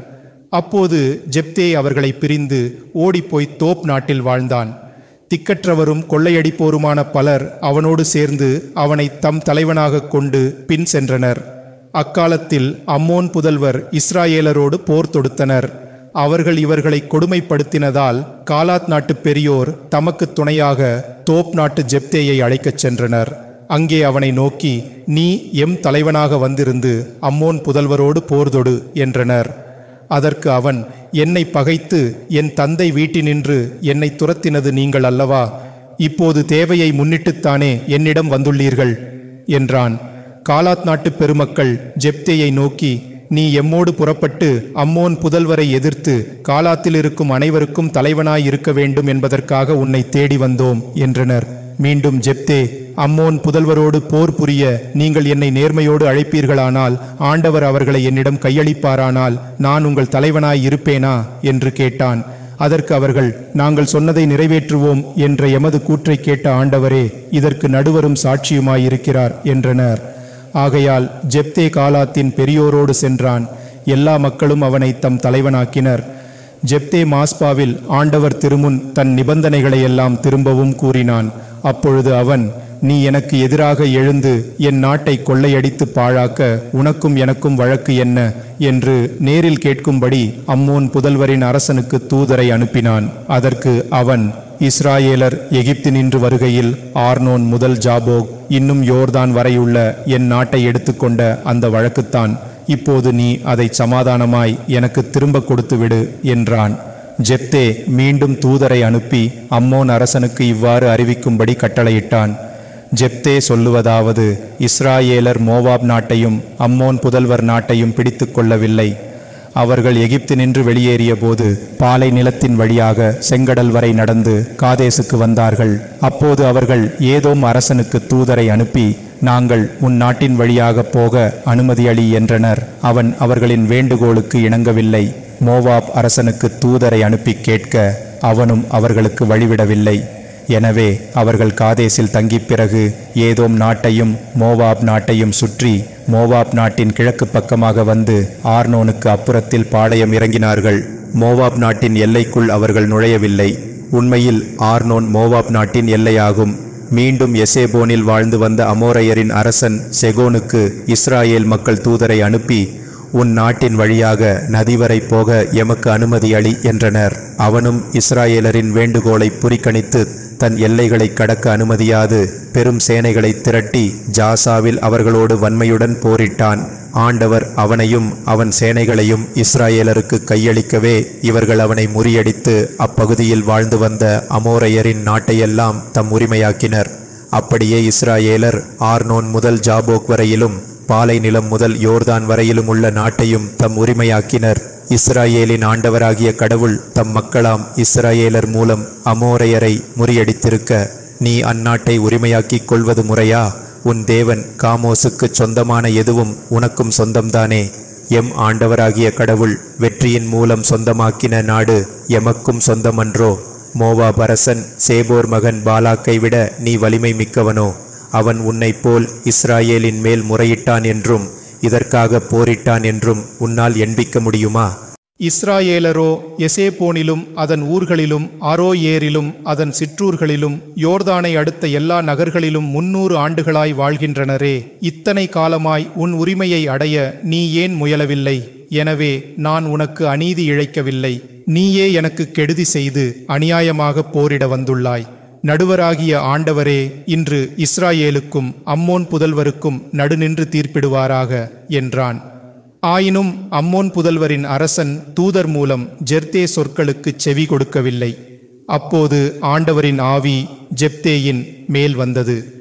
அவன் காலாத், மனாசே, மாஸ்பா நாடெங்கும் சுற்றி வந்து அங்கிருந்து அம்மோன் புதல்வரிடம் சென்று ஆண்டவருக்கு அளித்த வாக்குறுதியாவது, நீர் அம்மோன் மக்களை என் கைவயமாக்குவீராகில் நான் அம்மோன் புதல்வரிடமிருந்து சமாதானமாய் திரும்பி வரும்போது என்னை எதிர்கொள்ள என் வீட்டு வாயிலில் எவர் வருவாரோ அவரை நான் ஆண்டவருக்கு பலியாக ஒப்புக்கொடுப்பேன் என்பதாம். பிறகு ஜெப்தே அம்மோன் புதல்வரோடு போரிட அவர்களது நாட்டுக்கு போனான். ஆண்டவரும் அவர்களை அவன் கைவயமளித்தார். ஆரோயர் முதல் மென்னித் எல்லை வரை, திராட்சை தோட்டங்கள் செழித்துள்ள ஆபேல் வரை ஜெப்தே 20 நகர்களை பிடித்து அழித்தொழித்தான். எனவே அம்மோன் புதல்வர் இஸ்ராயேல் மக்களுக்கு முன்பாக தாழ்த்தப்பட்டனர். பிறகு ஜெப்தே மாஸ்பாவில் இருந்த தன் வீட்டுக்கு திரும்பி வரும்போது இதோ அவனுடைய ஒரே மகள் தம்புர் அடித்து நடனமாடும் பலரோடு அவனை எதிர்கொண்டு வந்தாள். அவளையன்றி அவனுக்கு வேறு பிள்ளை இல்லை.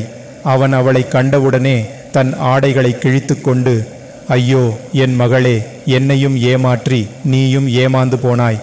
நான் ஆண்டவருக்கு வாக்குறுதி கொடுத்துள்ளேனே, அந்த வாக்குறுதியை என்னால் மீற முடியாதே என்றான்.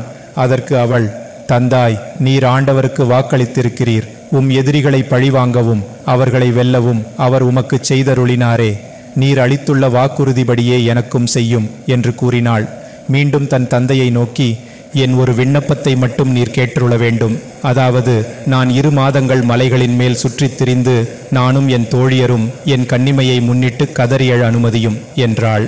அதற்கு அவன், போய் வா என்று அவளை 2 மாதங்களுக்கு அனுப்பிவிட்டான். அவளும் தன் தோழியருடன் போய் தன் கன்னிமையின் பொருட்டு மலைகளின் மேல் துக்கம் கொண்டாடி 2 மாதங்களுக்குப் பிறகு தன் தந்தையிடம் திரும்பி வந்தாள். அப்போது அவன்தான் கொடுத்திருந்த வாக்குறுதியின்படி அவளுக்குச் செய்தான். அவள் மனிதனை அறியாதிருந்தாள். அது முதல் இஸ்ராயேலில் வழக்கம் ஒன்று தோன்றி அனுசரிக்கப்பட்டு வந்தது. அதாவது, ஆண்டுதோறும் இஸ்ராயேல் பெண்டீர் ஒன்று சேர்ந்து காலாதித்தனான ஜெப்தேயின் மகளை குறித்து 4 நாள் துக்கம் கொண்டாடுவார்கள். நீதிபதிகள் ஆகமம் அதிகாரம் 12. அப்பொழுது எபிராயிம் வம்சத்தில் கலகம் உண்டானது. அவர்கள் வடக்கே சென்று ஜெப்தேயை நோக்கி, அம்மோன் புதல்வருக்கு எதிராய் நீ போருக்குப் போகையில் நாங்களும் உன்னுடன் வர எங்களை ஏன் அழைக்கவில்லை? அதன் பொருட்டு உன் வீட்டைச் சுட்டெரித்து போடுவோம் என்றனர். அதற்கு அவள், என் மக்களுக்கும் எனக்கும் அம்மோன் புதல்வரோடு பெரும் பூசல் இருந்து வந்தது. எனக்கு உதவியாக நான் உங்களை அழைத்தேன். நீங்கள் அதற்கு இசையவில்லை. அதை கண்டபோது நான் என் உயிரை கையில் பிடித்து கொண்டு அம்மோன் புதல்வர் நாட்டுக்குப் போய் அவர்களை எதிர்த்தேன். ஆண்டவரும் அவர்களை என் கையில் ஒப்படைத்தார். நீங்கள் எனக்கு எதிராய் எழுந்து வர நான் என்ன குற்றம் செய்தேன் என்று சொல்லி காலாதிலிருந்த அனைவரையும் சேர்த்து கொண்டு எபிராய்மரோடு போரிட்டு அவர்களை முறியடித்தான். அதற்கு காரணம், எபிராய்மர் காலாதை குறித்து, காலாத் எபிராய்மை விட்டு ஓடிப்போனவன், அவன் எபிராயிமுக்கும் மனாசேயுக்கும் நடுவே வாழ்கிறான் என்று இகழ்ந்து கூறியிருந்தனர். எபிராயிமர் திரும்ப வேண்டிய வழியாகிய யோர்தானின் துறைகளை காலாதித்தர் பிடித்திருந்தனர்.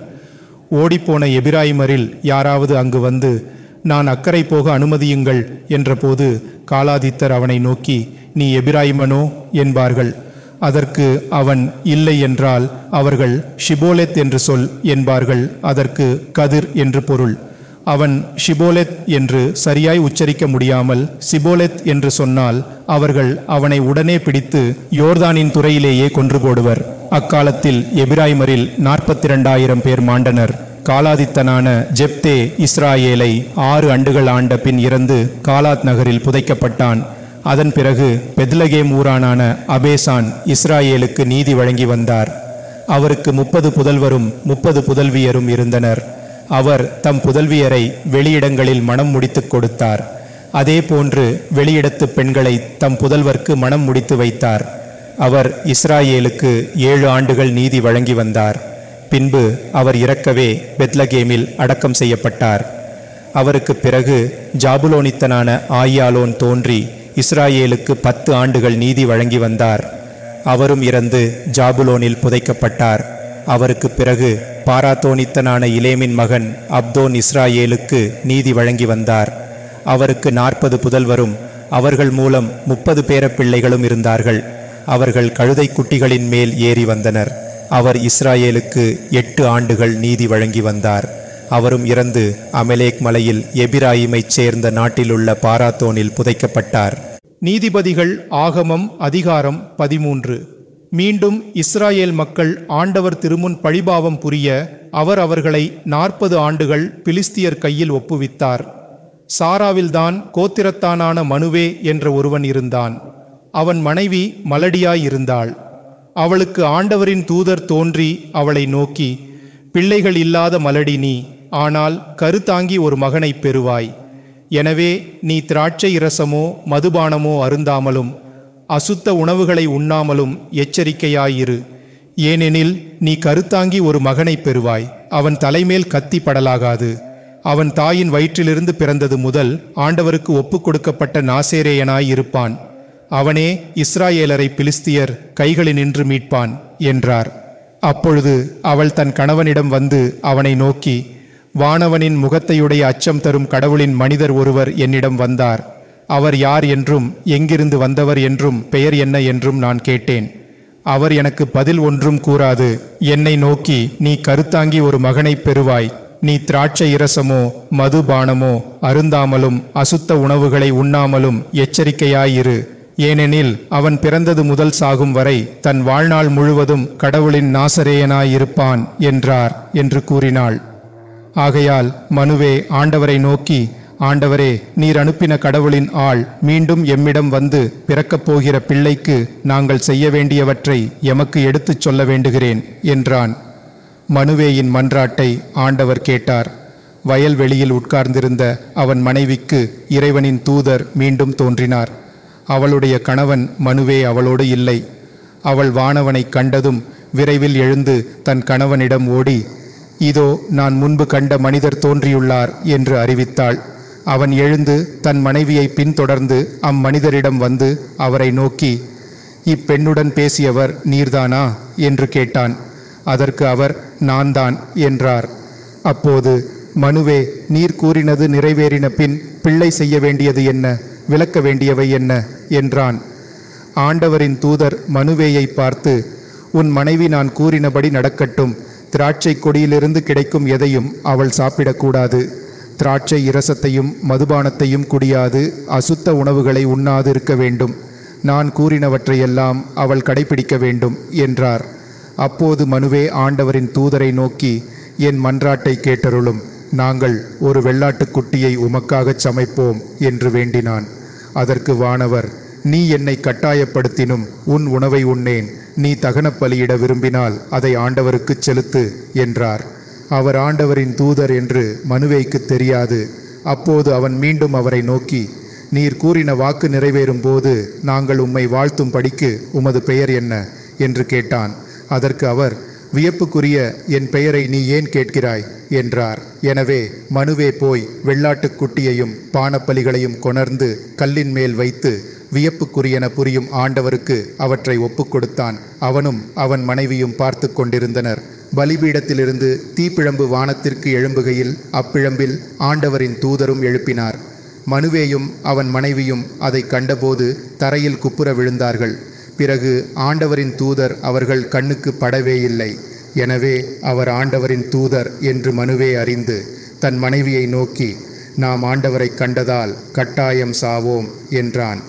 அதற்கு அவன் மனைவி, ஆண்டவருக்கு நம்மை கொல்ல மனமிருந்தால் நாம் ஒப்பு கொடுத்த தகன பலியையும் பான பலிகளையும் ஏற்றுக்கொண்டிருக்க மாட்டார். நமக்கு இவற்றையெல்லாம் காண்பித்திருக்கவும் மாட்டார். வரும் காரியங்களை நமக்கு அறிவித்திருக்கவும் மாட்டார் என்றாள். பிறகு அவள் ஒரு மகளை பெற்று அவனுக்கு சாம்சன் என்று பெயரிட்டாள். பிள்ளை வளர்ந்து ஆண்டவரால் ஆசீர்வதிக்கப்பட்டான். பிறகு அவன் சாராவுக்கும் எஸ்தாவோலுக்கும் நடுவிலுள்ள தானின் பாளையத்தில் இருக்கும்போது ஆண்டவரின் ஆவி அவன் மேல் இருக்கத் தொடங்கிற்று. நீதிபதிகள் ஆகமம் அதிகாரம் 14.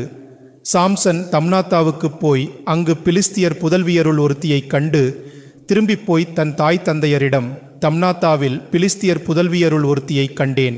நீங்கள் தயவு செய்து அவளை எனக்கு மணமுடித்து தர வேண்டும் என்றான். அதற்கு அவன் தாயும் தந்தையும், உன் சகோதரர் புதல்வியரிலும் நம் உறவினத்திலும் பெண்ணில்லையா? விருத்த சேதனம் செய்யப்படாத பிலிஸ்தியருள் ஒருத்தியை நீ ஏன் மனைவியாக தேர்ந்து கொள்ள வேண்டும் என்றனர். அதற்கு சாம்சன் தந்தையை நோக்கி, அவளையே எனக்கு முடிக்க வேண்டும், ஏனெனில் அவளை எனக்கு மிகவும் பிடித்திருக்கிறது என்றான். அவன் பெற்றோர் இது ஆண்டவர் செயல் என்றும் அவன் பிலிஸ்தியரை அழிக்க நேரம் தேடுகிறார் என்றும் அறியாதிருந்தனர்.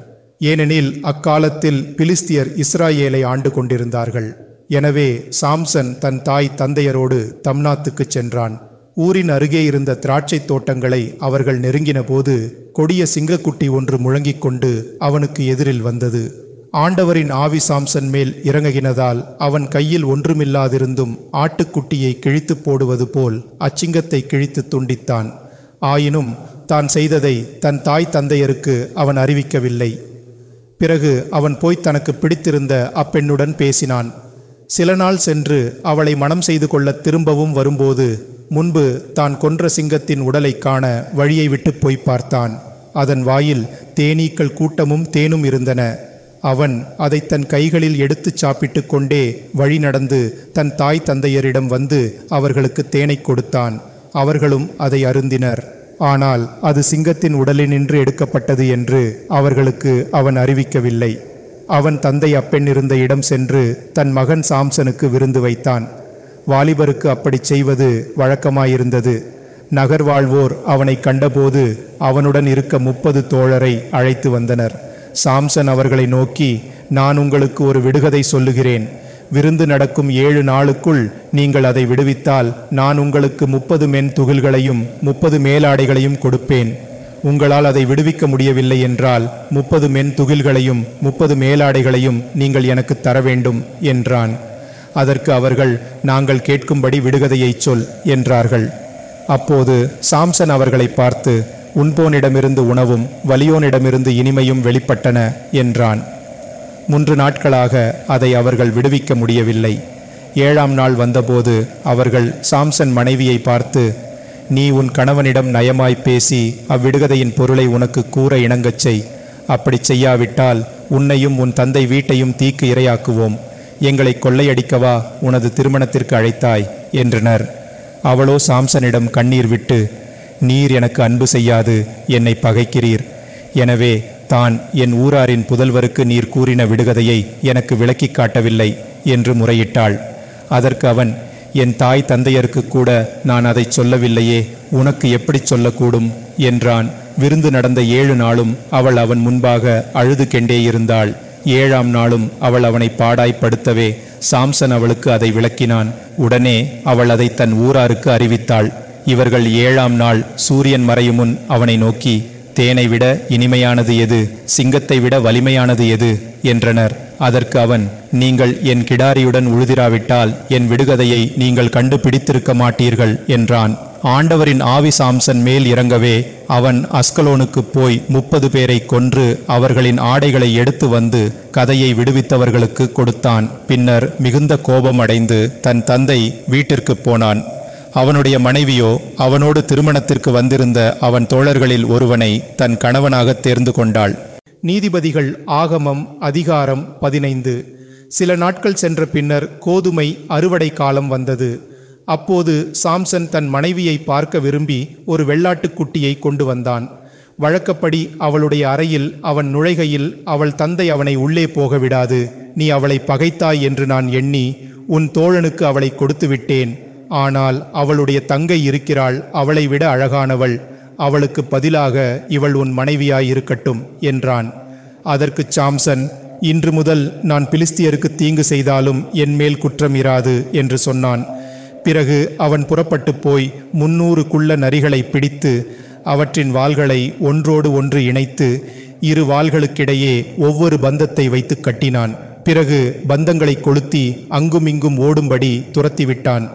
நரிகள் பிலிஸ்தியரின் பயிர்களிடையே சென்று ஏற்கனவே கட்டை வைத்திருந்த அரிக்கட்டுகளையும் நின்ற பயிர்களையும் சுட்டெரித்தன. திராட்சை தோட்டங்களையும் ஒலிவத் தோப்புகளையும் கூடச் சாம்பலாக்கின. இதை கண்ட பிலிஸ்தியர், இப்படி செய்தவன் யார் என்று கேட்டனர். அதற்கு, தம்னாத்தேயனின் மருமகன் சாம்சன் தான். இவன் மனைவியை மாமன் மற்றொருவனுக்கு கொடுத்து விட்டபடியால் இப்படி செய்தான் என்றனர். எனவே பிலிஸ்தியர் வந்து அப்பெண்ணையும் அவள் தந்தையையும் சுட்டெரித்தனர். அதற்கு சாம்சன், நீங்கள் இப்படி செய்தும் கூட நான் மேலும் உங்களை பழிவாங்கியே அமைதியடைவேன் என்றான். உண்மையில் சாம்சன் அவர்களை கொடுமையாய் வதைக்கத் தொடங்கினான். எனவே அவர்கள் தொடைமேல் காலை வைத்து கொண்டு கதிகலங்கி நின்றனர். பின்பு சாம்சன் எத்தாமுக்கு அடுத்த பாறை குகைக்கு சென்று அங்கு வாழ்ந்து வந்தான். அப்போது பிலிஸ்தியர் யூதா நாடு சென்று அங்கே பாளையம் இறங்கினர். அவ்விடத்தில் அவர்கள் தோற்றத்தால் அவ்விடம் லேக்கி, அதாவது தாடை என்று அழைக்கப்பட்டது. யூதா கோத்திரத்தார் அவர்களை நோக்கி, நீங்கள் எமக்கு எதிராய் படையெடுத்து வந்தது ஏன் என்றார்கள். அதற்கு அவர்கள், சாம்சன் எமக்கு செய்தது போல் நாங்களும் அவனுக்கு செய்யவும் அவனை பிடித்து கட்டவுமே வந்தோம் என்றனர். அப்போது யூதாவில் 3000 பேர் எத்தாமின் பாறை குகைக்கு வந்து சாம்சனை நோக்கி, பிலிஸ்தியர் நம்மை ஆண்டு வருவதை நீ அறியாயோ, ஏன் இப்படி செய்தாய் என்றனர். அதற்கு அவன், எனக்கு அவர்கள் செய்தபடி நானும் அவர்களுக்கு செய்தேன் என்றான். அவர்கள் அவனை பார்த்து, உன்னை கட்டி பிலிஸ்தியர் கையில் ஒப்படைக்க வந்துள்ளோம் என்றனர். அதற்கு சாம்சன், நீங்கள் என்னை கொல்ல மாட்டீர்கள் என்று ஆணையிட்டு எனக்கு வாக்குறுதி கொடுங்கள் என்றான். அவர்கள், நாங்கள் உன்னை இறுக கட்டி அவர்கள் கையில் ஒப்படைப்போமேயன்றி உன்னை கொல்ல மாட்டோம் என்று சொல்லி 2 புது கயிறுகளால் அவனை கட்டி ஏத்தாம் பாறையிலிருந்து அவனை கொண்டு போயினர். தாடை என்ற இடத்தை அடைந்தபோது பிலிஸ்தியர் அவனுக்கு எதிராய் கூச்சலிட்டு வந்தனர். அப்பொழுது ஆண்டவரின் ஆவி அவன் மேல் இறங்கினது. அப்போது சாம்சனை கட்டியிருந்த கட்டுகள் தீப்பட்ட நூல் போல் அவன் கைகளை விட்டு அருந்து போயின. உடனே அவன் தரையில் கிடந்த ஒரு கழுதையின் கீழ்த்தாடையை கையில் எடுத்து அதை கொண்டு 1000 பேரை கொன்றான். பிறகு அவன், கழுதையின் தாடை எலும்பை கொண்டு கழுதை குட்டியின் கீழ்த்தாடையை கொண்டு நான் அவர்களை வென்றேன், 1000 பேரை கொன்றேன் என்றான். இச்சொற்களை அவன் பாடி முடித்த பின் தாடையை தன் கையினின்று விட்டெறிந்து அவ்விடத்திற்கு தாடை மேடு எனும் பொருள்பட ராமாத்லேக்கி என்று பெயரிட்டான். மேலும் அவன் மிகுந்த தாகத்தினால் வருந்தி ஆண்டவரை நோக்கி, உம் ஊழியன் கையால் இம்மாபெரும் மீட்பையும் வெற்றியையும் நீரே அளித்தீர். இதோ தாகத்தினால் சாகிறேன். விருத்த சேதனம் செய்யப்படாத இவர்கள் கையில் அகப்படப் போகிறேன் என்றான். எனவே கழுதைத்தாடையின் கடைப்பல் ஒன்றை ஆண்டவர் திறக்கவே அதனின்று தண்ணீர் வெளிவந்தது. அதை அவன் குடித்து புத்துயிர் பெற்றான், வலிமையுற்றான்.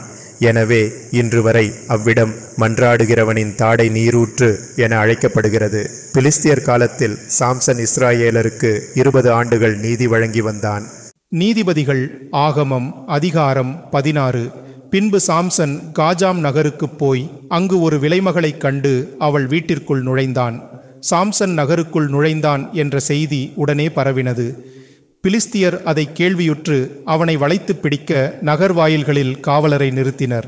இரவு முழுவதும் சத்தம் செய்யாது பொழுது விடியும் நேரத்தில் சாம்சன் வெளியே வரும்போது அவனை கொல்லக் காத்திருந்தனர். நடுநிசிவரை சாம்சன் தூங்கினான்.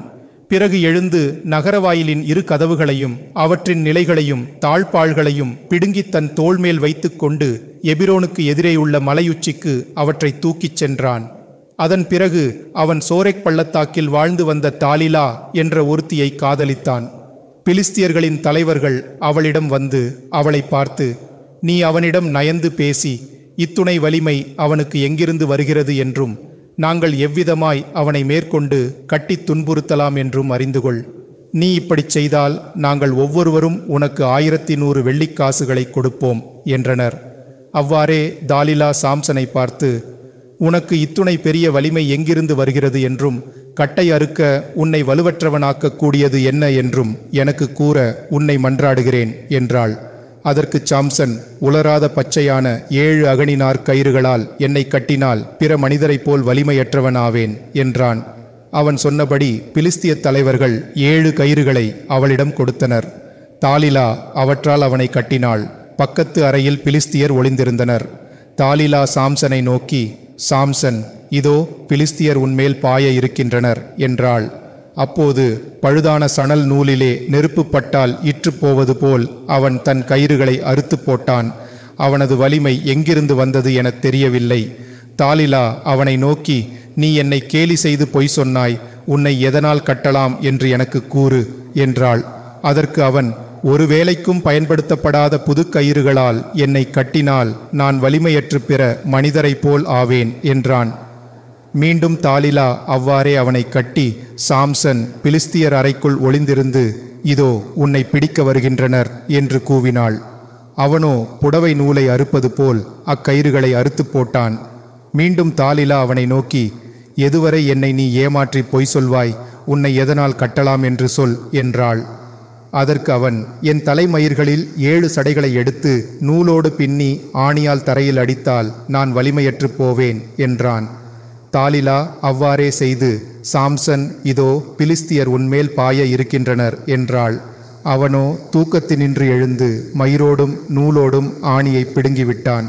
ஆகையால் தாலிலா அவனை நோக்கி, என்மேல் உனக்கு நம்பிக்கை இல்லாத போது நீ எனக்கு அன்பு செய்வதாக கூறுவது எப்படி? மும்முறை பொய் சொல்லி மாபெரும் உன் வலிமை எங்கிருந்து வருகிறது என்று நீ கூறவே இல்லை என்றாள். இப்படி தாலிலா அவனை பல நாட்களாக அமைதியாய் இருக்க விடாது நச்சரித்து வந்ததால் அவன் மனம் தளர்வுற்று இறப்பு வரை சோர்வுற்றான். அப்போது அவன் அவளை நோக்கி, சவரக்கத்தி இதுவரை என் தலைமேல் பட்டதே இல்லை. ஏனெனில் நான் ஒரு நாசரேயன், அதாவது என் தாயின் வயிற்றில் தோன்றியது முதல் கடவுளுக்கு ஒப்புக் கொடுக்கப்பட்டேன். என் தலை சிரைக்கப்பட்டால் என் வலிமையெல்லாம் போய் ஆற்றல் இழந்து பிற மனிதரைப் போல் ஆவேன் என்று சொல்லி உண்மையை வெளிப்படுத்தினான். அவன் தன் உள்ளத்தை திறந்து வெளிப்படுத்தினதை தாலிலா கண்டு பிலிஸ்தியரின் தலைவர்களுக்கு ஆள் அனுப்பி, இப்போது அவன் எனக்கு தன் உள்ளத்தை திறந்து கூறினபடியால் நீங்கள் இன்னொரு முறை வாருங்கள் என்று சொன்னாள். அவர்கள் தாம் கொடுப்பதாக கூறின பணத்தை தம்முடன் எடுத்துக்கொண்டு அவளிடம் வந்தனர். அப்போது தாலிலா சாம்சனின் தலை அவளது மார்பிலே சாய்ந்திருக்க அவனை தன் மடியிலே தூங்க வைத்தாள். அவள் அழைத்திருந்த ஓர் அம்பட்டன் வந்து அவனது தலைமயிரின் 7 சடைகளையும் சிரைத்தான்.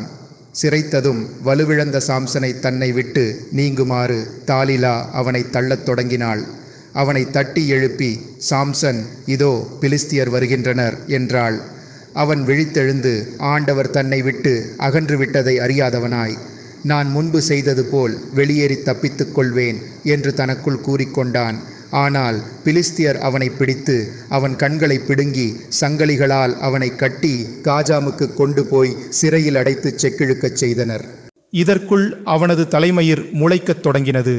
பிலிஸ்தியரின் மக்கட்தலைவர்களோ நம் எதிரி சாம்சனை நம் தெய்வம் நம் கைகளில் ஒப்படைத்தார் என்று கூறிக்கொண்டு தம் தெய்வமான தாக்கோனுக்கு மாபலிகளைச் செலுத்தவும் விருந்துண்டு கழிக்கவும் ஒன்று கூடினர். இதைக் கண்ட மக்களும் நம் நாட்டை அழித்து நம்மில் பலரை கொன்ற நம் எதிரியை நம் தெய்வம் நம் கைகளில் ஒப்படைத்தார் என்று அத்தெய்வத்தை வாழ்த்திப் போற்றினர். இப்படி அவர்கள் மாவிருந்துண்டு களித்திருக்கையில் அவர்கள் முன்னிலையில் சாம்சன் வேடிக்கை காட்டும்படி அவனை கொண்டு வர கட்டளையிட்டனர். அவ்வாறே சாம்சன் சிறையிலிருந்து கொண்டு வரப்பட்டான். அவனும் அவர்கள் முன்பாக வேடிக்கை காட்டினான். பிறகு அவனை இரு தூண்களுக்கு நடுவே நிறுத்தினர். அப்போது சாம்சன் தனக்கு வழிகாட்டி வந்த சிறுவனை நோக்கி, வீட்டை தாங்குகிற தூண்களின் மேல் நான் சாய்ந்து சற்று இளைப்பாறும்படி நான் அவற்றை தொடவை என்றான். அவ்வீடு ஆண் பெண்களால் நிறைந்திருந்தது. பிலிஸ்தியர்களின் மக்கட்தலைவர்கள் அனைவரும் அங்கு இருந்தார்கள். அத்துடன் மெத்தையிலிருந்து சாம்சன் ஆடுவதை பார்க்க ஆணும் பெண்ணுமாக ஏறக்குறைய 3000 பேர் அங்கு இருந்தனர். அவனோ ஆண்டவரின் பெயரைச் சொல்லி, என் ஆண்டவராகிய கடவுளே, என்னை நினைவுகூரும். இதோ என் இரு கண்களை பிடுங்கினவர்களையும் என் எதிரிகளையும் பழுங்கினவர்களையும் என் எதிரிகளையும் பழிவாங்கும்படி இந்த ஒரு முறை மட்டும் முன்பிருந்த வலிமையை எனக்கு தாரும் என்று வேண்டினான். பின் அவ்வீட்டை தாங்கின இரு தூண்களை வலக்கையாலும் இடக்கையாலும் பிடித்து கொண்டு, பிலிஸ்தியரோடு நானும் சாகக் கடவேன் என்று கூறி தூண்களை வன்மையுடன் அசைக்கவே வீடு இடிந்து மக்கட்தலைவர்கள் மேலும் அங்கு இருந்த மற்றவர் மேலும் விழுந்தது. இவ்வாறு சாம்சன் வாழ்ந்த காலத்தில் அவனால் கொல்லப்பட்டவரை விட அவன் சாகும்போது கொல்லப்பட்டவரே அதிகம். பிறகு அவன் சகோதரரும் உறவினரும் வந்து அவன் உடலை எடுத்துச் சென்று சாரவுக்கும் எஸ்தாவோலுக்கும் நடுவழியிலே அவன் தந்தை மனுவேயின் கல்லறையில் அவனை புதைத்தார்கள். அவன் இஸ்ராயேலுக்கு 20 ஆண்டுகள் நீதி வழங்கினான். நீதிபதிகள் ஆகமம் அதிகாரம் 17. அக்காலத்தில் எபிராயிம் மலையினின்று வந்த மிக்காசு என்ற ஒருவன் இருந்தான். அவன் தன் தாயிடம், நீர் 1100 வெள்ளிக்காசுகளை உமக்கு ஒதுக்கி வைத்து என் காதில் விழும்படி அவற்றின் மேல் ஆணையிட்டீரே, இதோ அவற்றை நானே வைத்திருக்கின்றேன், அவை என் கையில் இருக்கின்றன என்றான். அதற்கு அவள், கடவுள் என் மகனை ஆசீர்வதிப்பாராக என்றாள். அவன் அவற்றை தன் தாயிடம் திரும்ப கொடுக்க அவள் அவனை நோக்கி, என் மகன் இப்பணத்தை என் கைகளினின்று பெற்றுக்கொண்டு செதுக்க பெற்ற ஒரு சிலையையும் அச்சில் வார்க்கப்பட்ட ஒரு சிலையையும் செய்யும்படி நான் அதை ஆண்டவருக்கு என்று ஒதுக்கி வைத்தேன். இப்பொழுது அதை உன்னிடம் கொடுத்து விடுகிறேன் என்று சொல்லியிருந்தாள். எனவே அவற்றை அவன் தன் தாயிடம் திரும்பிக் கொடுத்தான். அப்போது அவள் அதிலிருந்து 200 வெள்ளிக்காசுகளை எடுத்து தட்டானிடம் கொடுத்து, மிக்காசின் வீட்டிற்கென செதுக்க பெற்ற சிலை ஒன்றையும் அச்சில் வார்க்கப்பட்ட சிலை ஒன்றையும் செய்யச் சொன்னாள். மிக்காசு தன் வீட்டில் அத்தேவதைக்கு ஒரு சிறு கோவில் அமைத்தான். ஒரு ஏபோதையும் தெரரீம்களையும், அதாவது குருவுக்குரிய உடைகளையும் சிலைகளையும் செய்தான். பிறகு தன் புதல்வரில் ஒருவன் கையில் எண்ணெய் ஊற்றி அவனை குருவாக்கினான். அக்காலத்தில் இஸ்ராயேலை ஆள அரசன் இல்லாததால் தனக்கு சரி என்று பட்டதை ஒவ்வொருவனும் செய்து வந்தான். யூதாவின் கோத்திரத்தை சார்ந்த மற்றொரு இளைஞன் யூதா நாட்டு பெத்லகேமில் இருந்தான். அவன் ஒரு லேவியன். அவன் அங்கு வாழ்ந்து வந்தான். அவன் தனக்கு வசதிப்படும் இடங்களுக்கு எல்லாம் போய் பிழைக்கலாம் என்று பெத்லகேமை விட்டு புறப்பட்டான். அவன் எபிராயிம் மலைக்கு வந்து பாதையை விட்டு விலகி மிக்காசின் வீட்டை அடைந்தான். அவன் எங்கிருந்து வந்தான் என்று அவனை கேட்க அவன், நான் யூதா நாட்டு பெத்லகேமிலிருந்து வருகிறேன். நான் ஒரு லேவியன். எவ்விடத்தில் தங்குவது எனக்கு வசதியாயும் பயனுள்ளதாயும் இருக்குமோ அவ்விடத்திற்கு போவேன் என்றான். அப்போது மிக்காசு, நீ என்னுடன் இரு, எனக்கு தந்தையும் குருவுமாயிரு. ஆண்டு ஒன்றுக்கு 10 வெள்ளிக்காசுகளையும் 2 ஆடைகளையும் உணவிற்கு வேண்டியவற்றையும் உனக்கு கொடுப்பேன் என்றான். அவன் அம்மனிதனுடன் தங்கியிருக்கச் சம்மதித்து அவன் புதல்வரில் ஒருவனைப் போல் தங்கியிருந்தான். மிக்காசும் அந்த இளைஞனை தன் குருவாக கொண்டு தன்னுடன் வாழச் செய்தான். லேவிய இனத்தான் எனக்கு குருவாயிருக்கிறபடியால் ஆண்டவர் எனக்கு நன்மை செய்வார் என்று அறிவேன் என்று அவன் தனக்குள் கூறிக்கொள்வதுண்டு. நீதிபதிகள் ஆகமம் அதிகாரம் 18. அந்நாட்களில் இஸ்ராயேலில் அரசன் இல்லை. தான் கோத்திரத்தார் தாம் வாழ ஓரிடம் தேடிக்கொண்டிருந்தார். ஏனெனில் மற்ற கோத்திரங்களைப் போல் அவர்களுக்கு சொந்த நிலம் கிடைக்கவில்லை. எனவே நாட்டை உளவு பார்த்து வரும்படிதான் புதல்வர் தம் கோத்திரத்திலும் சொந்த வம்சத்திலும் வலிமையுள்ள ஐவரை சாராவிலும் எஸ்தாவோலிலும் இருந்து அனுப்பி, நீங்கள் போய் நாட்டை உளவு பார்த்து வாருங்கள் என்றனர். அவர்கள் புறப்பட்டு போய் எபிராயிம் மலையை அடைந்து மிக்காசு வீட்டில் நுழைந்து அங்கு இரவை கழித்தனர். அவர்கள் அவ்வீட்டில் இருக்கையில் லேவியனான இளைஞனை அவனது குரலால் அறிந்து கொண்டனர். அவனை நோக்கி, உன்னை இங்கு கொணர்ந்தவர் யார்? நீ இங்கு என்ன செய்கிறாய்? நீ இங்கு வரக் காரணம் என்ன என்று கேட்டனர். அதற்கு அவன், மிக்காசு எனக்கு இவற்றையெல்லாம் செய்துள்ளான். நான் அவனுக்கு குருவாயிருக்கும்படி அவன் எனக்கு ஊதியமும் கொடுக்கிறான் என்றான். அப்போது அவர்கள் அவனை நோக்கி, எங்கள் பயணம் வெற்றியாய் முடியுமா? நாங்கள் நினைத்தது கைகூடுமா என்று அறிய விரும்புகிறோம். நீ ஆண்டவரிடம் கேள் என்றனர். அதற்கு அவன், நீங்கள் அமைதியோடு போங்கள், ஆண்டவர் உங்கள் வழியையும் பயணத்தையும் கருணை கண்கொண்டு நோக்குகிறார் என்றான். எனவே அவர்கள் ஐவரும் புறப்பட்டு லாயீசுக்கு போய் அவ்விடத்து மக்கள் சீதோனியரின் வழக்கப்படி யாதொரு அச்சமுமின்றி பாதுகாப்புடனும் அமைதியாயும் இருப்பதையும், தங்களை எதிர்ப்பவன் எவனுமின்றி நிறைந்த செல்வத்துடன் வாழ்ந்து வருவதையும், அவர்கள் சீதோனினின்றும் பிற மனிதரிடத்தினின்றும் பிரிந்திருப்பதையும் கண்டனர்.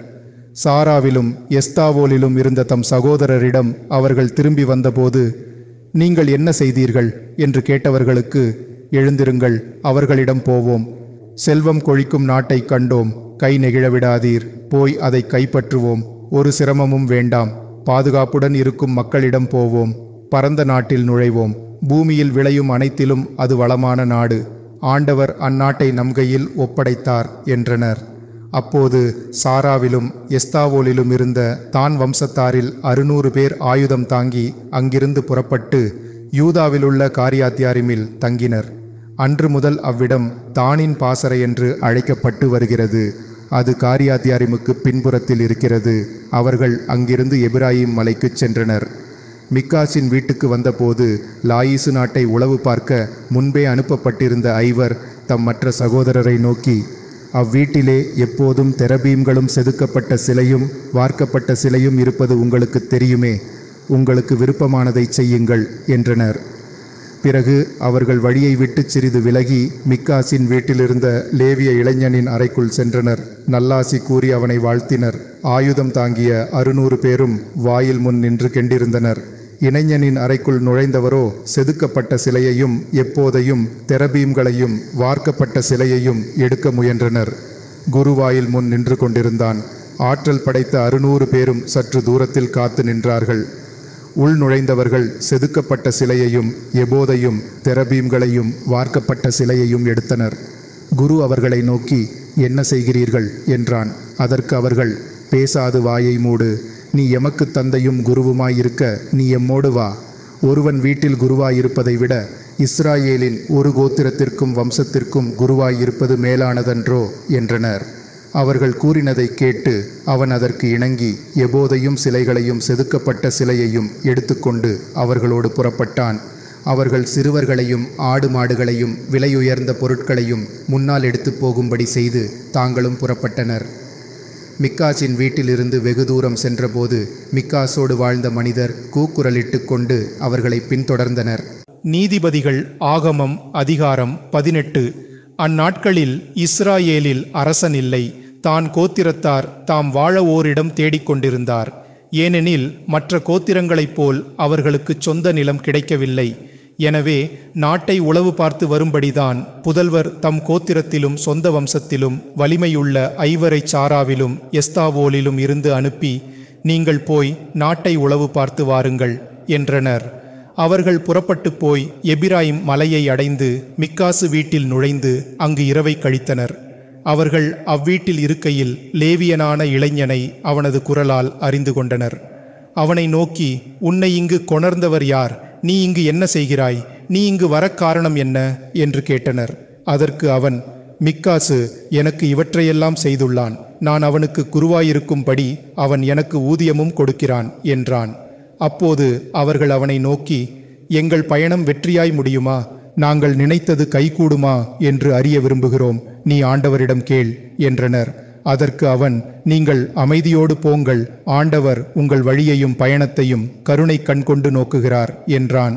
எனவே அவர்கள் ஐவரும் புறப்பட்டு லாயீசுக்கு போய் அவ்விடத்து மக்கள் சீதோனியரின் வழக்கப்படி யாதொரு அச்சமுமின்றி பாதுகாப்புடனும் அமைதியாயும் இருப்பதையும் தங்களை எதிர்ப்பவன் எவனுமின்றி நிறைந்த செல்வத்துடன் வாழ்ந்து வருவதையும் அவர்கள் சீதோனினின்றும் பிற மனிதரிடத்தினின்றும் பிரிந்திருப்பதையும் கண்டனர். சாராவிலும் எஸ்தாவோலிலும் இருந்த தம் சகோதரரிடம் அவர்கள் திரும்பி வந்தபோது, நீங்கள் என்ன செய்தீர்கள் என்று கேட்டவர்களுக்கு, எழுந்திருங்கள், அவர்களிடம் போவோம். செல்வம் கொழிக்கும் நாட்டை கண்டோம், கை நெகிழவிடாதீர், போய் அதை கைப்பற்றுவோம். ஒரு சிரமமும் வேண்டாம், பாதுகாப்புடன் இருக்கும் மக்களிடம் போவோம். பரந்த நாட்டில் நுழைவோம். பூமியில் விளையும் அனைத்திலும் அது வளமான நாடு. ஆண்டவர் அந்நாட்டை நம் கையில் ஒப்படைத்தார் என்றனர். அப்போது சாராவிலும் எஸ்தாவோலிலும் இருந்த தான் வம்சத்தாரில் 600 பேர் ஆயுதம் தாங்கி அங்கிருந்து புறப்பட்டு யூதாவிலுள்ள காரியாத்யாரிமில் தங்கினர். அன்று முதல் அவ்விடம் தானின் பாசறை என்று அழைக்கப்பட்டு வருகிறது. அது காரியாத்யாரிமுக்கு பின்புறத்தில் இருக்கிறது. அவர்கள் அங்கிருந்து எபிராயிம் மலைக்கு சென்றனர். மிக்காசின் வீட்டுக்கு வந்தபோது லாயீசு நாட்டை உளவு பார்க்க முன்பே அனுப்பப்பட்டிருந்த ஐவர் தம் மற்ற சகோதரரை நோக்கி, அவ்வீட்டிலே எப்போதும் தெரபீம்களும் செதுக்கப்பட்ட சிலையும் வார்க்கப்பட்ட சிலையும் இருப்பது உங்களுக்கு தெரியுமே, உங்களுக்கு விருப்பமானதை செய்யுங்கள் என்றனர். பிறகு அவர்கள் வழியை விட்டு சிறிது விலகி மிக்காசின் வீட்டிலிருந்த லேவிய இளைஞனின் அறைக்குள் சென்றனர். நல்லாசி கூறி அவனை வாழ்த்தினர். ஆயுதம் தாங்கிய 600 பேரும் வாயில் முன் நின்று கெண்டிருந்தனர். இளைஞனின் அறைக்குள் நுழைந்தவரோ செதுக்கப்பட்ட சிலையையும் எப்போதையும் தெரபீம்களையும் வார்க்கப்பட்ட சிலையையும் எடுக்க முயன்றனர். குருவாயில் முன் நின்று கொண்டிருந்தான். ஆற்றல் படைத்த 600 பேரும் சற்று தூரத்தில் காத்து நின்றார்கள். உள் நுழைந்தவர்கள் செதுக்கப்பட்ட சிலையையும் எபோதையும் தெரபீம்களையும் வார்க்கப்பட்ட சிலையையும் எடுத்தனர். குரு அவர்களை நோக்கி, என்ன செய்கிறீர்கள் என்றான். அதற்கு அவர்கள், பேசாது வாயை மூடு, நீ எமக்கு தந்தையும் குருவுமாயிருக்க நீ எம்மோடு வா. ஒருவன் வீட்டில் குருவாயிருப்பதை விட இஸ்ராயேலின் ஒரு கோத்திரத்திற்கும் வம்சத்திற்கும் குருவாயிருப்பது மேலானதன்றோ என்றனர். அவர்கள் கூறினதை கேட்டு அவன் அதற்கு இணங்கி எபோதையும் சிலைகளையும் செதுக்கப்பட்ட சிலையையும் எடுத்துக்கொண்டு அவர்களோடு புறப்பட்டான். அவர்கள் சிறுவர்களையும் ஆடு மாடுகளையும் விலையுயர்ந்த பொருட்களையும் முன்னால் எடுத்து போகும்படி செய்து தாங்களும் புறப்பட்டனர். மிக்காசின் வீட்டிலிருந்து வெகு தூரம் சென்றபோது மிக்காசோடு வாழ்ந்த மனிதர் கூக்குரலிட்டு கொண்டு அவர்களை பின்தொடர்ந்தனர். அவர்களுக்கு பின் புறமாகச் சென்று கத்த ஆரம்பித்தனர். அவர்களோ திரும்பி பார்த்து மிக்காசை நோக்கி, உனக்கு என்ன வேண்டும், ஏன் கதறுகிறாய் என்றனர். அதற்கு அவன், எனக்கென்று நான் செய்து வைத்திருந்த என் தேவர்களையும் என் குருவையும் எனக்குள்ள அனைத்தையும் நீங்கள் வாரிக்கொண்டதோடு எனக்கு என்ன நேர்ந்தது என்று நீங்கள் கேட்கின்றீர்களே என்றான். தான் புதல்வர் அவனை நோக்கி, எம்மிடம் அதிகம் பேசாதே, எச்சரிக்கை, சினமுள்ள மனிதர் உன்மேல் விழுந்தால் நீயும் உன் குடும்பமும் அழிந்து போவீர்கள் என்றனர். இப்படி கூறிவிட்டு அவர்கள் தம் வழியே சென்றனர். மிக்காசோ அவர்கள் தன்னிலும் வலியவர் என்று கண்டு வீடு திரும்பினான். அந்த 600 பேரும் குருவோடும் மேற்கூறின பொருட்களோடும் லாயீசு ஊரை அடைந்து அச்சமின்றி அமைதியில் வாழ்ந்த மக்களை வாளுக்கு இரையாக்கி தீயால் நகரை சுட்டெரித்தனர். அது சீதோனுக்கு வெகு தூரமாய் இருந்ததாலும் ஊராருக்கு வேறு மனிதரோடு தொடர்பும் வியாபாரமும் இல்லாததாலும் இவர்களை காப்பாற்றுவார் எவரும் இல்லை. லாயீசு நகர் ரொகோ பள்ளத்தாக்கில் இருந்தது. அவர்கள் அதை புதிதாய் கட்டி அதில் குடியேறியிருந்தனர்.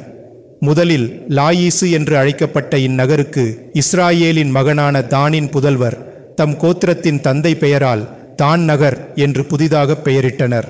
அப்போது அவர்கள் செதுக்கப்பட்ட சிலையை தமக்கு தெய்வமாக வைத்துக்கொண்டு மோயிசனுக்கு பிறந்த கேர்சாமின் மகன் யோனாத்தானையும் அவன் புதல்வர்களையும் தான் கோத்திரத்தாருக்கு குருக்களாக்கினர். தான் புதல்வர் சிறைப்பட்ட நாள் வரை அவ்வாறே நடந்தது. கடவுளின் ஆலயம் சீலோவிலிருந்த காலம் முழுவதும் அவர்கள் மிக்சாசின் சிலையை வைத்திருந்தனர். அந்நாட்களில் இஸ்ராயேலை ஆளவோர் அரசன் இல்லை. நீதிபதிகள் ஆகமம் அதிகாரம் 10:9. லேவியன் ஒருவன் எபிராயிம் மலை ஓரத்தில் குடியிருந்தான்.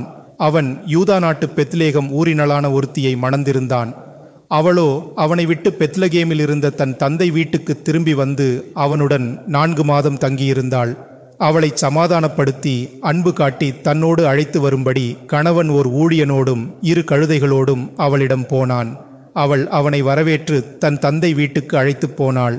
அதை கேள்வியுற்ற அவன் மாமனார் மகிழ்ச்சியுற்று அவனை கண்டு சந்தித்து அவனை கட்டி அணைத்தார். மருமகன் மாமனார் வீட்டில் 3 நாள் தங்கி அவனோடு உண்டு குடித்து மகிழ்வாயிருந்தான். 4ஆம் நாள் அதிகாலையில் எழுந்து புறப்படவிருக்கையில் மாமனார் அவனை நிறுத்தி, முதலில் நீ கொஞ்சம் ரொட்டி உண்டு பசியாறு, பின் புறப்படலாம் என்றான். இருவரும் அமர்ந்து உண்டு குடித்தனர். அப்போது பெண்ணின் தந்தை மருமகனை நோக்கி, நீ தயவு செய்து இன்னும் சில காலம் இங்கே தங்கியிரு, நாம் இருவரும் மகிழ்வாயிருப்போம் என்றார். அவனோ எழுந்து புறப்படவிருக்கையில் மாமனார் அவனை வலுக்கட்டாயமாய் தம்மோடு தங்கச் செய்தார். பொழுது விடிந்த பின் லேவியன் புறப்படவிருந்தான். திரும்பவும் மாமனார், கொஞ்சம் சாப்பிட்டு திடம் கொள், சற்று பொழுது சென்ற பின் நீ புறப்படலாம் என்று வேண்டினான். அதன்படி இருவரும் உண்டனர். இளைஞன் தன் மனைவியோடும் ஊழியனோடும் புறப்பட எழுந்தான். அப்போது மாமனார், பார், பொழுது சாய்ந்து விட்டது, மாலையும் வந்துவிட்டது, இன்றும் என்னுடன் இருந்து மகிழ்வாய் நாளை கழி, நாளை உன் வீட்டுக்கு புறப்படலாம் என்றான். மருமகன் அதற்கு இணங்காது உடனே 2 கழுதைகளின் மேல் சுமையை வைத்து தானும் தன் மனைவியுடன் புறப்பட்டு எருசலேம் எனும் மறுபெயர் கொண்டிருந்த எபுசை நோக்கி பயணமானான். அவர்கள் எபுசுக்கு அருகில் வரும்போது இரவானது. எனவே ஊழியன் தன் தலைவனை நோக்கி, எபுசேயர் நகருக்கு போய் அங்கு இரவை கழிக்கலாம், தயவு செய்து வாரும் என்றான். அதற்கு தலைவன், இஸ்ராயேல் மக்கள் அல்லாத புறவினத்தார் நகரில் நுழைய மாட்டேன், ஆனால் காபாவுக்கு போவேன், அதை அடைந்தபின் அங்காவது ராமா நகரிலாவது தங்கலாம் என்றான். அவ்வாறே எபுசை கடந்து வழி நடந்து பெஞ்சமின் கோத்திரத்தைச் சார்ந்த காபா அருகே வருகையில் சூரியன் மறைந்தது. எனவே இரவை கழிக்க அங்கு போய் சேர்ந்தனர். நகருக்குள் நுழைந்தபோது அவர்களை தங்கள் வீட்டிலே ஏற்றுக்கொள்ள ஒருவனும் விரும்பாததால் அவர்கள் நகர் வீதியிலே உட்கார்ந்தனர். இதோ வயலில் வேலை செய்துவிட்டு மாலையில் வீடு திரும்பிக் கொண்டிருந்த முதியவர் ஒருவர் அங்கு வந்தார். அவரும் எபிராயிம் மலை நாட்டார்தான். காபாவில் அந்நியனாக வாழ்ந்து வந்தவர். அந்நாட்டவரே ஜெமினியின் புதல்வர்கள். அந்த முதியவர் தம் கண்களை உயர்த்தி நகர் வீதியில் உட்கார்ந்திருந்த லேவியைக் கண்டு, எங்கிருந்து வருகிறாய், எங்கு போகிறாய் என்று கேட்டார். அதற்கு அவன், நாங்கள் யூதா நாட்டு பெத்லகேமிலிருந்து வருகிறோம், எபிராயிம் மலை ஓரமாயிருக்கும் எங்கள் ஊருக்கு போய்க் கொண்டிருக்கிறோம், அங்கிருந்துதான் பெத்லகேமுக்கு போயிருந்தோம், இப்போது கடவுளின் ஆலயம் இருக்குமிடம் போகிறோம். இவ்வூரில் எம்மை தம் வீட்டில் ஏற்றுக்கொள்பவர் ஒருவரும் இல்லை. கழுதைகளுக்கு வைக்கோலும் புல்லும் உண்டு, எனக்கும் உம் அடியாளுக்கும் என்னுடன் இருக்கும் என் ஊழியனுக்கும் ரொட்டியும் திராட்சை ரசமும் உண்டு, தங்க மட்டும் இடம் வேண்டும் என்றான். அதற்கு அந்த முதியவர், உனக்கு சமாதானம் உண்டாவதாக, வேண்டியவற்றையெல்லாம் நானே கொடுக்கிறேன், வெளியில் மட்டும் இரவை கழிக்க வேண்டாம் என்று வேண்டினார். பின் அவனை தன் வீட்டுக்கு அழைத்து போய் கழுதைகளுக்கு இரை போட்டார். அவர்கள் தம் கால்களை கழுவிய பின் அவர் அவர்களுக்கு விருந்து அளித்தார். உணவாலும் குடியாலும் அவர்கள் பயணக்களைப்பை தீர்த்து கொண்டிருந்த போது எவ்வித கட்டுப்பாட்டுக்கும் அடங்காத பெலியாலின் மக்களாகிய அவ்வூரார் வந்து முதியவரின் வீட்டை சூழ்ந்து கொண்டு கதவை பலமாய் தட்டி சத்தம் போட்டு வீட்டு தலைவனை கூப்பிட்டு, உன் வீட்டில் நுழைந்த மனிதனை நாங்கள் பங்கப்படுத்தும்படி வெளியே கொண்டு வா என்றனர். முதியவர் வெளியே வந்து அவர்களிடம், சகோதரரே, வேண்டாம், இப்படிப்பட்ட பழியை செய்யாதீர். என் வீட்டிற்கு விருத்தினனாக வந்திருக்கும் அம்மனிதனுக்கு இம்மதிகேட்டை செய்யலாமா? எனக்கு கன்னிப் பெண்ணான மகள் ஒருத்தி உண்டு. அம்மனிதனுக்கு ஒரு வைப்பாட்டி இருக்கிறாள். அவர்களை வெளியே கொணர்ந்து உங்களிடம் விடுகிறேன். அவர்களை பங்கப்படுத்தி உங்கள் காம வெறியை தீர்த்து கொள்ளுங்கள். ஆனால் இம்மனிதனுடன் மனிதத்தன்மைக்கு மாறான பழியை செய்யாதபடி உங்களை வேண்டுகிறேன் என்றார். அவரது பேச்சுக்கு அவர்கள் இணங்காததை கண்ட லேவியன் தன் வைப்பாட்டியை வெளியே கொண்டு போய் அவளை அவர்கள் பங்கப்படுத்தும்படி விட்டுவிட்டான். இரவு முழுவதும் அவளை அவர்கள் பங்கப்படுத்தின பின் அதிகாலையில் அவளை அனுப்பிவிட்டனர். அப்பெண் பொழுது புலர்ந்ததும் தன் கணவன் இருந்த வீட்டின் கதவு அண்டையில் வந்து தரையில் விழுந்தாள். கீழ்த்திசை வெளுக்க கண்ட லேவியன் எழுந்து தன் வழியே போக கதவை திறந்தான். அப்பொழுது தன் வைப்பாட்டி வீட்டு வாயிலில் தன் 2 கைகளையும் நிலைப்படியில் வைத்தபடி விழுந்து கிடக்க கண்டான். அவள் தூங்குகிறாள் என்று கருதி அவன் அவளை தட்டி எழுப்பி, எழுந்திரு, போவோம் என்றான். அவள் மறுமொழி கூறாதிருக்கவே உயிர் போய்விட்டது என அறிந்து அவளது சவத்தை எடுத்து கழுதையின் மேல் வைத்து கொண்டு தன் வீடு சென்றான். வீட்டை அடைந்த பின் அவன் ஒரு கத்தியை எடுத்து தன் மனைவியின் சவத்தை எலும்புகளுடன் வெட்டி 12 கூறுகளாக்கி இஸ்ராயேலின் கோத்திரத்திற்கெல்லாம் ஒவ்வொரு கூறு அனுப்பினான்.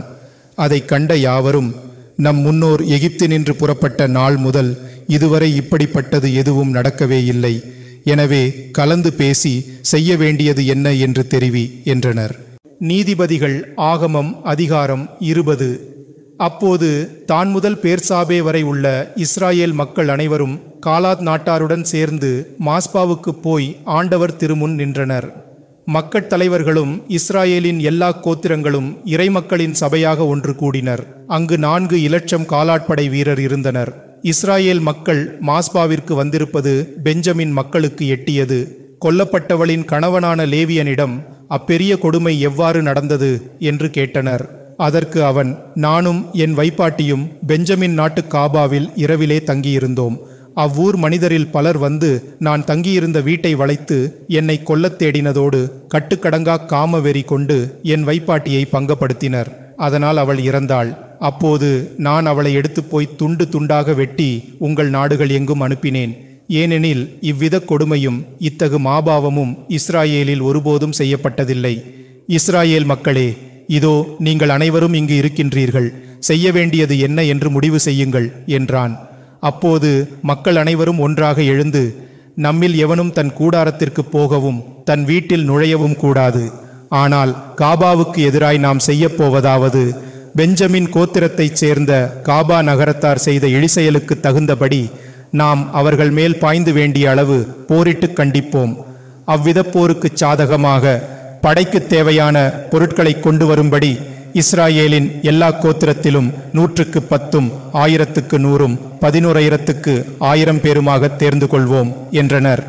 அவ்வாறே இஸ்ராயேலர் அனைவரும் ஒன்று போல் ஒரே மனமும் சிந்தனையுமாய் அந்நகருக்கு எதிராய் எழுந்தனர். பிறகு அவர்கள் பெஞ்சமின் கோத்திரம் எங்கும் தூதரை அனுப்பி, வெறுப்புக்குரிய இவ்வித இழிசெயல் உங்கள் நடுவில் நடந்தது ஏன்? இக்கொடும் பழியை செய்த காபா மனிதரை நாங்கள் கொன்று இஸ்ராயேலினின்று இப்பழி நீங்கும்படி அவர்களை எங்கள் கையில் ஒப்படையுங்கள் என்று சொல்லச் சொன்னார்கள்.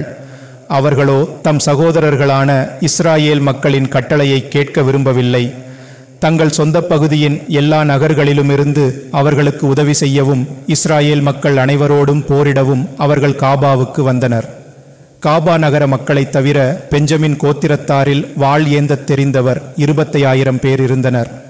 காபா நகரத்தாரிலோ வலக்கையாலும் இடக்கையாலும் போரிடக்கூடிய மாவீரர் 700 பேர் இருந்தனர். இவர்கள் அனைவரும் கவன்கல் எறிதலில் எவ்வளவு திறமைசாலிகள் என்றால், குறி ஒற்றை மயிர் என்றாலும் கூட அவர்கள் எறிந்த கல் தப்பாது அக்குறியில் படும். பெஞ்சமின் புதல்வர் நீங்களாக இஸ்ராயேலில் வாளேந்தி போரிடத் தயாராயிருந்தவர் 4 இலட்சம் பேர். இவர்கள் அனைவரும் எழுந்து சிலோவில் இருந்த கோயிலுக்கு போனார்கள். அவர்கள் கடவுளை நோக்கி, பெஞ்சமின் புதல்வருடன் போர் தொடுக்க எம் படையை நடத்திச் செல்பவன் யார் என்று கேட்டனர். அதற்கு ஆண்டவர், யூதா உங்கள் தலைவனாயிருக்கட்டும் என்றார். உடனே இஸ்ராயேல் மக்கள் அதிகாலையில் எழுந்து புறப்பட்டு காபாவுக்கு எதிராக பாளையம் இறங்கினர். அவ்விடமிருந்து பெஞ்சமினரோடு போரிட முதலில் நகரை முற்றுகையிட்டனர். ஆனால் பெஞ்சமின் கோத்திரத்தார் காபாவினின்று வெளிப்போந்து இஸ்ராயேல் மக்களில் 22,000 பேரை கொன்றனர். இஸ்ராயேல் மக்கள் தம் வலிமையையும் எண்ணிக்கையையும் நம்பித்திடம் கொண்டு முன்பு தாம் போரிட்ட இடத்திலேயே மீண்டும் போரிட அணிவகுத்து நின்றனர். ஆனால் அப்படி செய்வதற்கு முன் அவர்கள் ஆண்டவருக்கு முன்பாக போய் அவர் முன்னிலையில் இரவு வரை அழுது, எம் சகோதரனான பெஞ்சமின் மக்களை நாங்கள் எதிர்த்து போராட வேண்டுமா வேண்டாமா என்று கேட்டனர். அதற்கு ஆண்டவர், நீங்கள் எழுந்து சென்று போரை தொடங்குங்கள் என்று பணிந்தார். மறுநாள் இஸ்ராயேல் மக்கள் பெஞ்சமின் புதல்வரை எதிர்த்து போரிடத் தயாராயினர். அப்போது பெஞ்சமின் புதல்வர் காபாவிலிருந்து அவர்களுக்கு எதிராக கிளம்பி விரைந்து அவர்கள் மேல் பாய்ந்து 18,000 பேரை கொன்றனர். எனவே இஸ்ராயேல் மக்கள் எல்லாரும் கடவுளின் ஆலயத்துக்கு சென்று அமர்ந்து ஆண்டவர் முன்பாக அழுதனர்.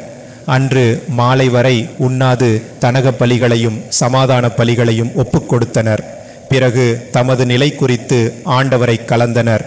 ஏனெனில் அக்காலத்தில் ஆண்டவரின் உடன்படிக்கை பெட்டி அங்கு இருந்தது. ஆரோனின் மகன் எலெயசாரின் புதல்வன் பினேயேசு கோவில் திருப்பணிகளில் தலைமை வகித்து வந்தான்.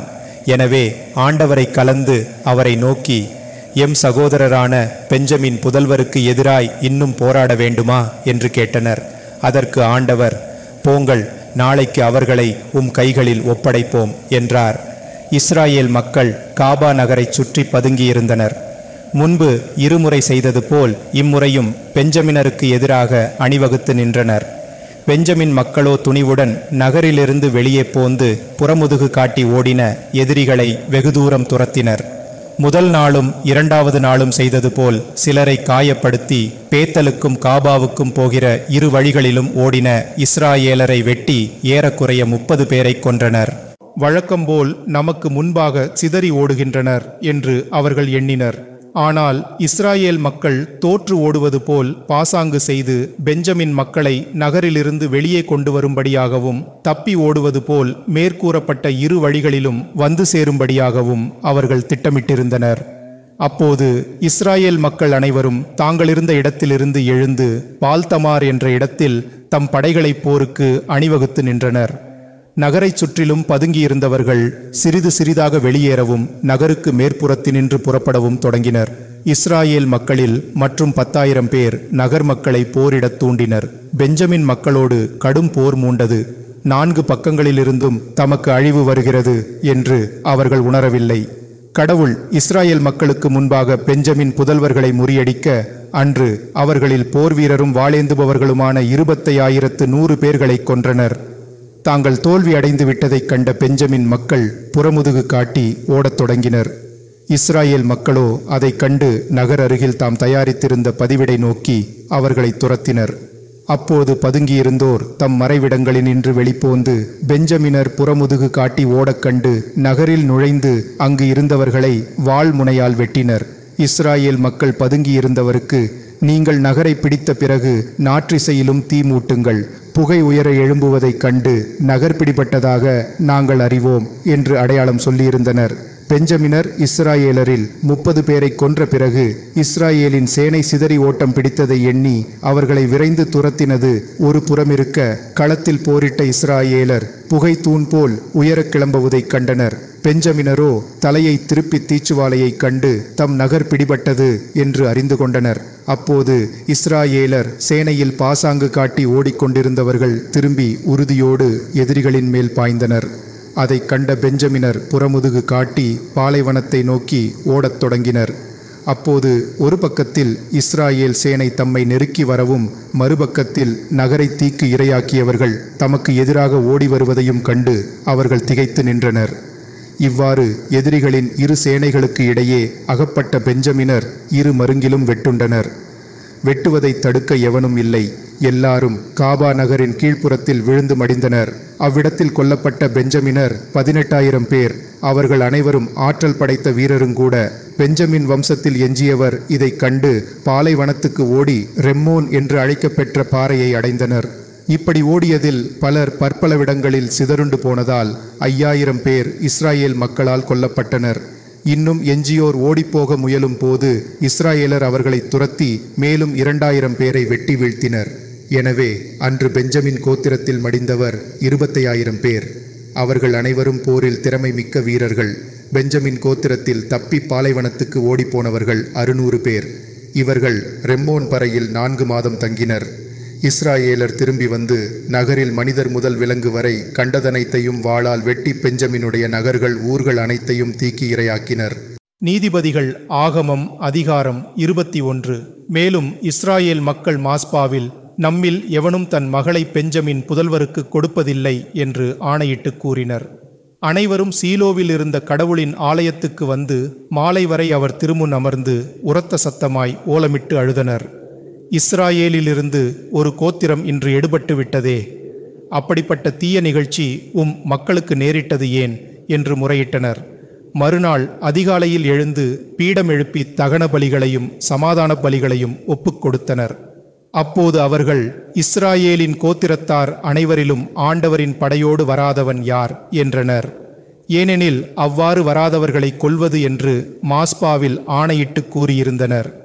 பிறகு தம் சகோதரனாகிய பெஞ்சமினை நினைத்து மனம் கசிந்து, இஸ்ராயேலின் ஒரு கோத்திரம் அறுபட்டு போயிற்றே என்றும், இனி அவர்களுக்கு மனைவியாக பெண்கள் எங்கே கிடைக்கும்?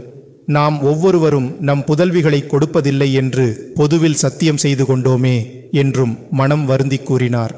மீண்டும் இஸ்ராயேலின் கோத்திரத்தார் அனைவரிலும் மாஸ்பாவில் ஆண்டவர் திருமுன் வராதவர் யார் என்று கேட்டபொழுது, காலாது நாட்டு ஜாபேஸ் நகரத்தார் படையில் சேரவில்லை என்று கண்டனர். சீலோவில் அவர்கள் இருந்த காலத்தில் அவர்களில் ஒருவரும் அவ்விடம் இருக்கவில்லை. எனவே வலிமை மிக்கவர்களில் 10,000 பேரை அனுப்பி, நீங்கள் போய் காலாது நாட்டு ஜாபேஸ் நகரத்தாரையும் அவர்கள் மனைவி மக்களையும் வாளால் வெட்டுங்கள். ஆனால் நீங்கள் கடைபிடிக்க வேண்டியதாவது, எல்லா ஆண்களையும் மனிதனை அறிந்த எல்லா பெண்களையும் வெட்டிவிட்டு கன்னிப் பெண்களை மட்டும் காப்பாற்ற வேண்டும் என்று அவர்களுக்கு கூறினர். அவர்கள் காலாதிலுள்ள ஜாபேஸில் மனிதனை அறியாத 400 கன்னிப் பெண்களை கண்டு பிடித்து அவர்களை கானான் நாட்டு சிலோவில் இருந்த பாளையத்திற்கு கொண்டு வந்தனர். பிறகு அவர்கள் ரெம்மோன் பாறையில் இருந்த பெஞ்சமின் மக்களுக்கு தூதரை அனுப்பி அவர்களுடன் சமாதானம் செய்து கொள்ளுமாறு பணித்தனர். எனவே பெஞ்சமினர் திரும்பி வந்தனர். காலாதிலுள்ள ஜாபேஸிலிருந்து வந்திருந்த பெண்களை தங்கள் மனைவிகளாக கொண்டனர். இவ்வாறு அவர்களுக்கு மனம் முடித்து வைக்க வேறு பெண்கள் கிடைக்கவே இல்லை. இஸ்ராயேலர் அனைவரும் இஸ்ராயேலில் ஒரு கோத்திரம் இப்படி அழிக்கப்பட்டதே என்று மனம் வருந்தி தவம் இருந்தனர். பிறகு மக்களின் மூப்பர், பெஞ்சமின் பெண்டீர் அனைவரும் ஒரே நாளில் கொல்லப்பட்டனரே, பெண்கள் இல்லாத எஞ்சிய மனிதருக்கு நாம் என்ன செய்யலாம்? இஸ்ராயேலில் ஒரு கோத்திரம் அழிந்து போகாதபடி நாம் மிகவும் முயன்று கருத்தாய் கவனிக்க வேண்டும். நம் சொந்த புதல்வியருள் எவரையும் பெஞ்சமினருக்கு மணமுடித்து கொடுக்க முடியாது. ஏனெனில் அவர்களுக்கு பெண் கொடுப்பவன் சபிக்கப்பட்டவன் என்று நாமே சபித்து ஆணையிட்டிருக்கிறோம் என்று கூறினர். இறுதியில் அவர்கள் ஆலோசனை செய்து, இதோ பேத்தல் நகருக்கு தெற்கிலும் பேத்தலினின்று சிக்கேமுக்கு போகிற வழிக்கு கிழக்கிலும் லெபோனா நகருக்கு மேற்கிலும் இருக்கிற சீலோவிலே ஆண்டவரின் ஆண்டு விழா கொண்டாடப்படுகிறது என்று கூறினர். பெஞ்சமின் மக்களுக்கு, நீங்கள் போய் திராட்சை தோட்டங்களில் பதுங்கியிருந்து சீலோவின் புதல்விகள் தம் வழக்கப்படி நடனமாட வருவதை நீங்கள் காணும்போது திடீரென்று திராட்சை தோட்டங்களிலிருந்து பாய்ந்து ஆளுக்கு ஒரு பெண்ணை பிடித்து பெஞ்சமின் நாட்டுக்கு கொண்டு போங்கள். பிறகு அவர்கள் தந்தையரோ சகோதரரோ எம்மிடம் முறையிட வரும்போது நாங்கள் அவர்களை நோக்கி, சண்டையிடுபவரைப் போலவும் வெற்றி அடைந்தவரைப் போலவும் அவர்கள் உங்கள் பெண்களை கொண்டு போகவில்லை. எனவே நீங்கள் அவர்கள் மீது கருணை காட்ட வேண்டும். அவர்கள் உங்களிடம் பெண் கேட்டும் நீங்கள் கொடுக்க மறுத்தீர்கள். அது நீங்கள் புரிந்த குற்றமன்றோ என்று சொல்லுவோம் என்று கூறினர். பெஞ்சமின் புதல்வர் அவ்வாறே செய்தனர். நடனமாட வந்த பெண்களில் ஆளுக்கு ஒரு பெண்ணை பிடித்து மனைவியாக்கி கொண்டு அவர்கள் தம் சொந்த நாட்டுக்கு போய் நகர்களை புதிதாய் கட்டி எழுப்பி அவற்றில் வாழ்ந்து வந்தனர். இஸ்ராயேல் மக்களும் அவரவர் கோத்திரத்திற்கும் குடும்பத்திற்கும் தகுந்தபடி தம் கூடாரங்களுக்கு திரும்பினர். அக்காலத்தில் இஸ்ராயேலில் அரசன் இல்லை. ஆனால் ஒவ்வொருவனும் தனக்கு நேர்மையாக தோன்றினபடி நடந்து வந்தான்.